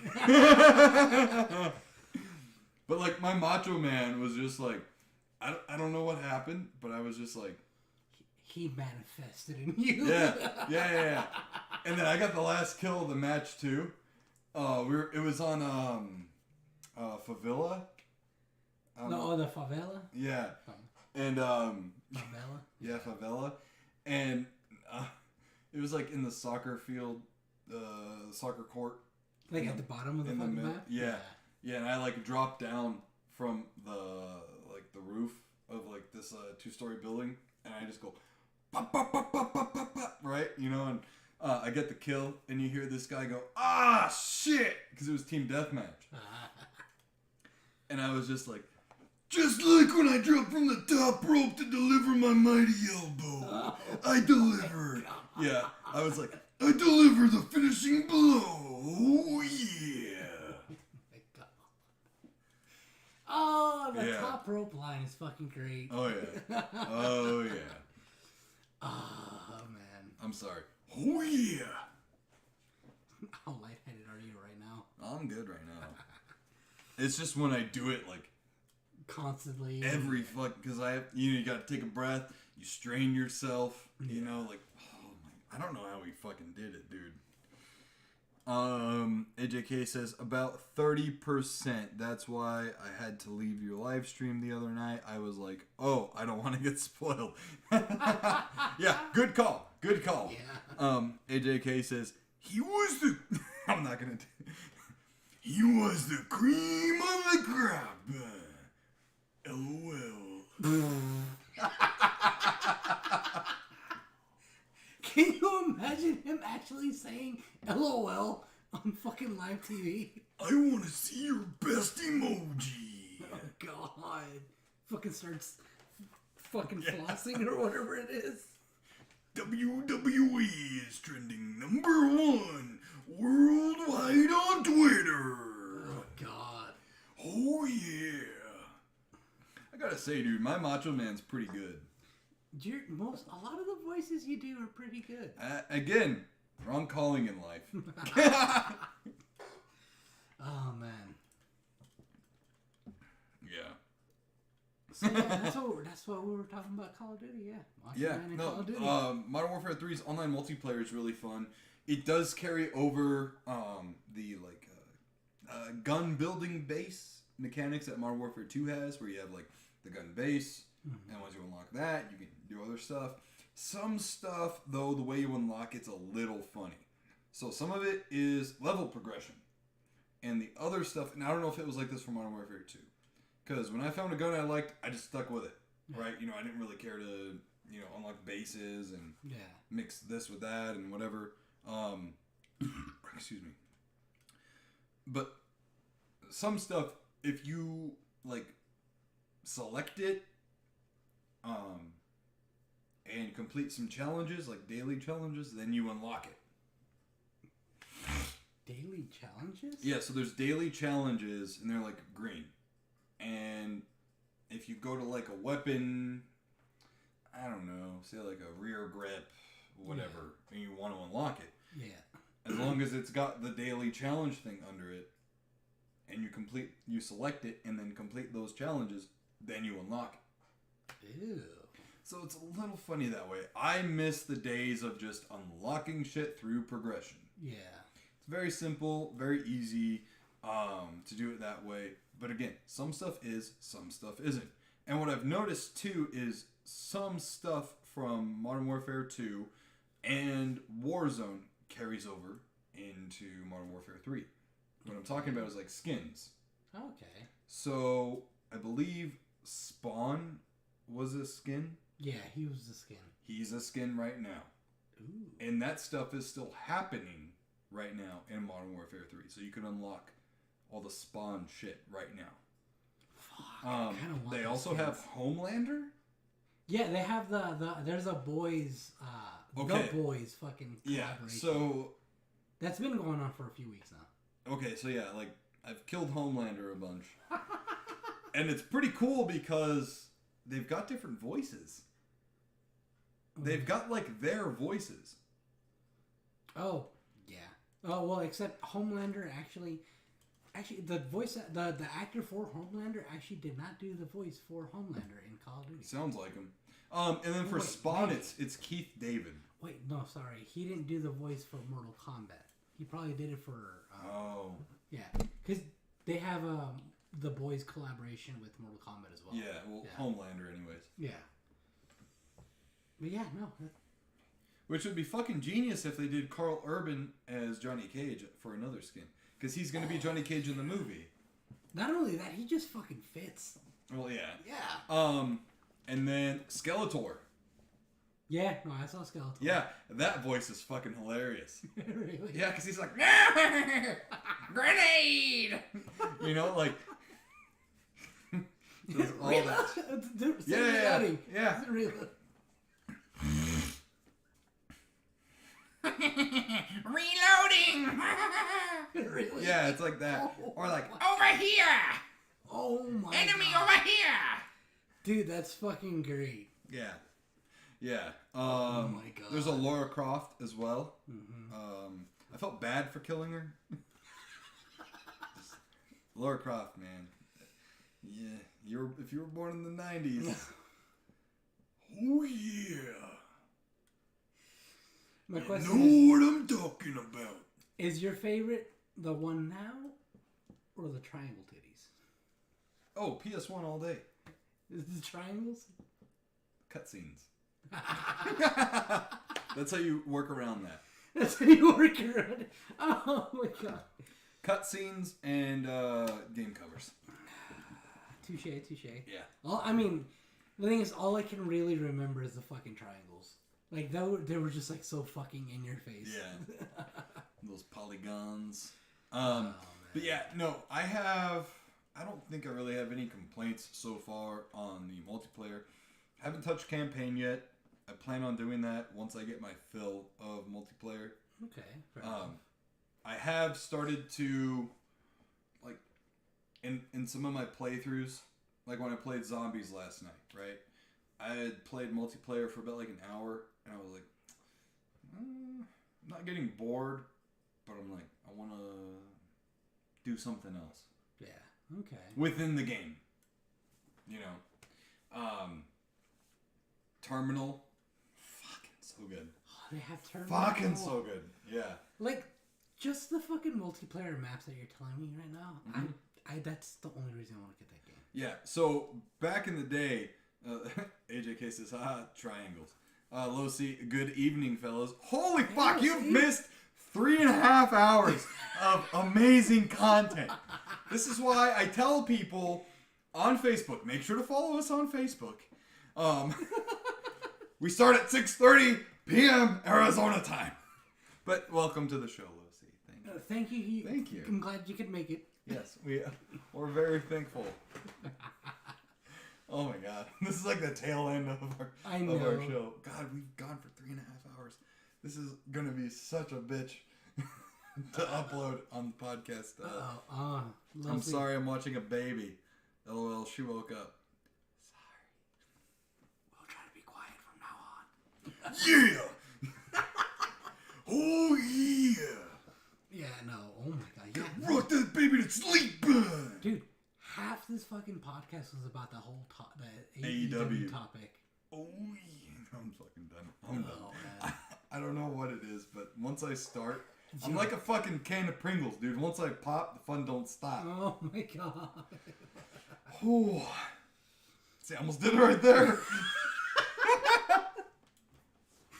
Oh man. All right. Yeah. All right, Macho Man. Let's continue talking about Call of Duty. Yeah, Call of Duty, yeah. No, Oh man, it's so good. You gotta say Call of Duty. Call of Booty. Oh yeah, that Miss Elizabeth had a booty on her, I tell you what. Oh yeah.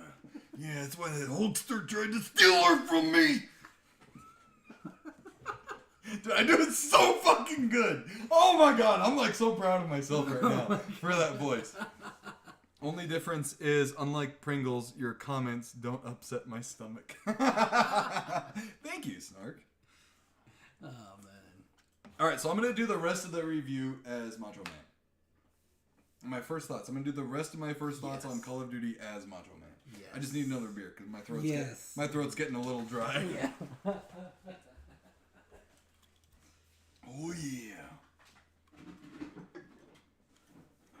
It's too bad I don't have any Slim Jims, man. Oh my god.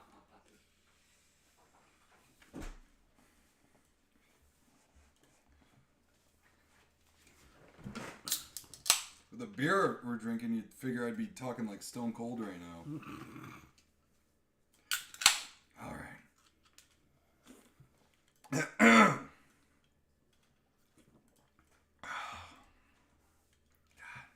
I'm gonna like wear out my vocal cords and I won't be able to speak for the rest of the week. I know tomorrow he's gonna be like, I'll be there at 8. Yeah. All right. Ready? Yeah. Are you guys ready? Are you ready? 'Cause Bonesaw's ready. All right. Oh man. So yeah.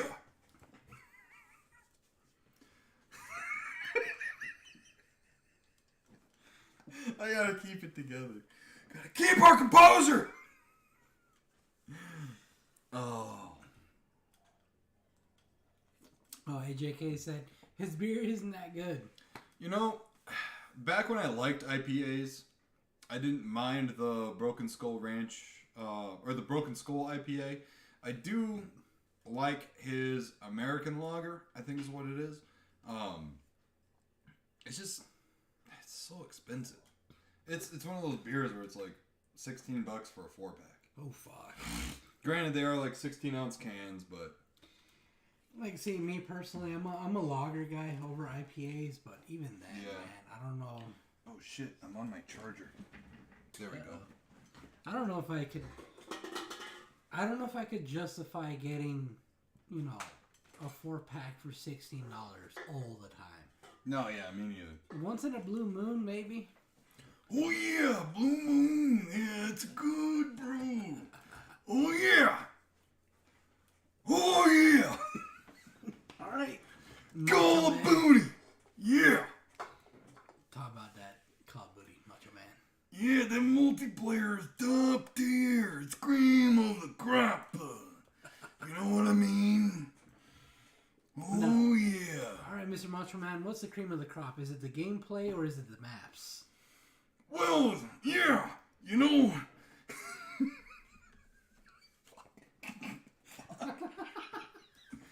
We've had one too many beers, guys. There's never enough. Yeah, you know what I'm saying? Yeah. No, the maps are brilliant, you know? Goddamn masterful glass pieces of beautiful art, yeah. Yeah, you go nuts on them. Makes you feel, oh yeah, like it's 2007 all over again. Oh yeah. Yeah, that map terminal. Oh! That's one of my favorites. Yeah, no Russian, you know what I mean? Oh, yeah, bringing back them good memories. Oh, yeah. Yeah, back in the days when you could kill all the people you want and no one would bat an eye. Oh, yeah, but nowadays, you know, oh, sensitive. It's alright to be sensitive. Every macho man, it's okay to feel all the emotions you want. Yeah! Yeah, sometimes macho men cry and that's alright.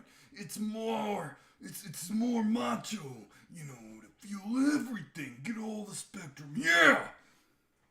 Oh, the maps though. Oh, man. I tell you what, sometimes I was playing those maps, I got lost for a second, it's like sometimes you just bury your past deep down, yeah. You like to forget sometimes your life, some hard times. Yeah, Dusty Rhodes. Oh yeah, he'll tell you about hard times. For me, hard times is when that dastardly dick Hulk Hogan, he backstabbed me during the NWO. Oh yeah, hard times. I tell you what though, those maps, man. Cream of the crop! Oh yeah, get me revved up, you know what I'm saying? Oh yeah. Yeah. How much does your throat hurt right now? Next question! Oh man. What's your favorite gun? Well, I tell you this, man. Back in the original days, Xbox 360, PS3 days, yeah! I really liked that gun called the Scar, it had a cool edge to it, it was very modern. Really? Yeah. I was more of an intervention guy myself, but... Yeah, but we ain't asking you, okay? Now, in this game...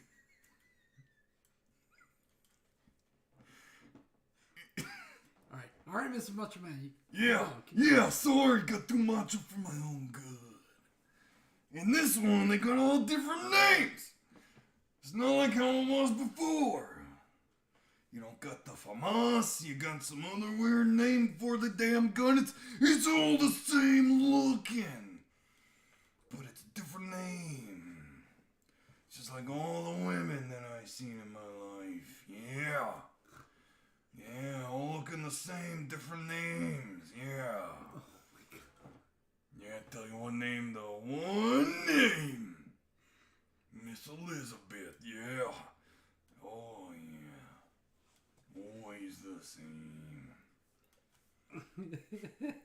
But yeah, I can't tell you what gun's my favorite because I don't know the damn name. They all look really good, all look kind of like the same as they did, yeah. Oh my god. Snark says, damn it, I'm having trouble playing my game laughing at this. I don't blame you. Your fucking Macho Man fucking impression is too good. Fuck. What do you mean impression? I am the Macho Man. Oh yeah, there's only one, man. When God made me, he said, holy crap! And then thunder appeared, and lightning shot down from the sky. The spirit of Macho Man has been manifested today. Next question! How likely do you recommend Call of Duty?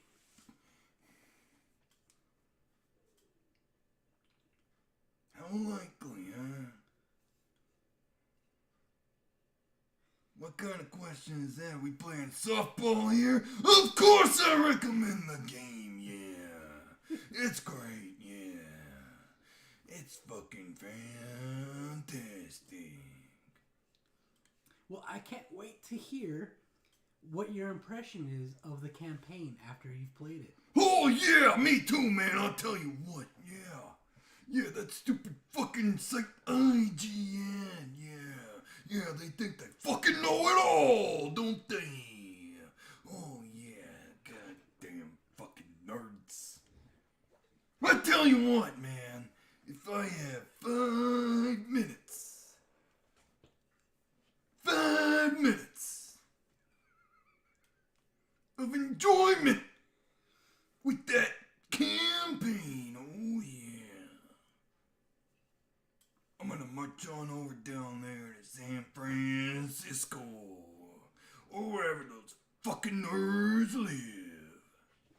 Oh, God. I'm gonna give them a piece of my mind! Yeah! Alright, final question. Yeah! Have you forgotten how to talk in your normal voice yet?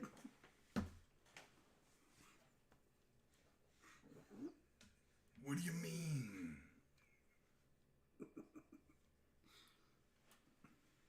What does he mean? Oh, I don't understand what this guy is trying to get at.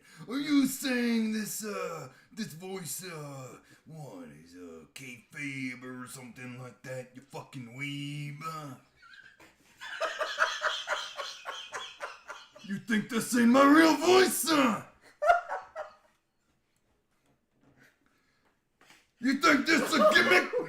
Hearing Macho Man saying weeb is not something I was fucking expecting today. Oh my God.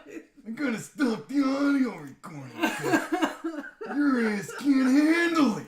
Oh my God. Oh yeah, I tell you what. Oh man.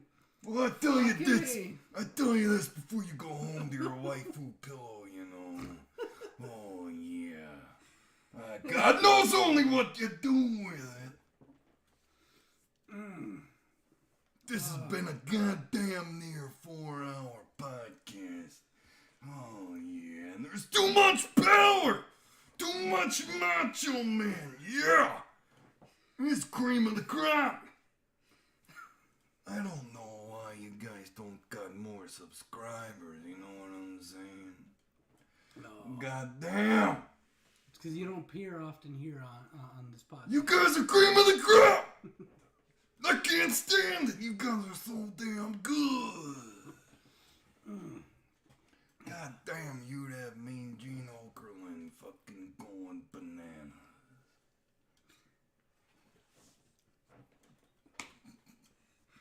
Oh my Any last comments or questions for you? Come on, I ain't got all day!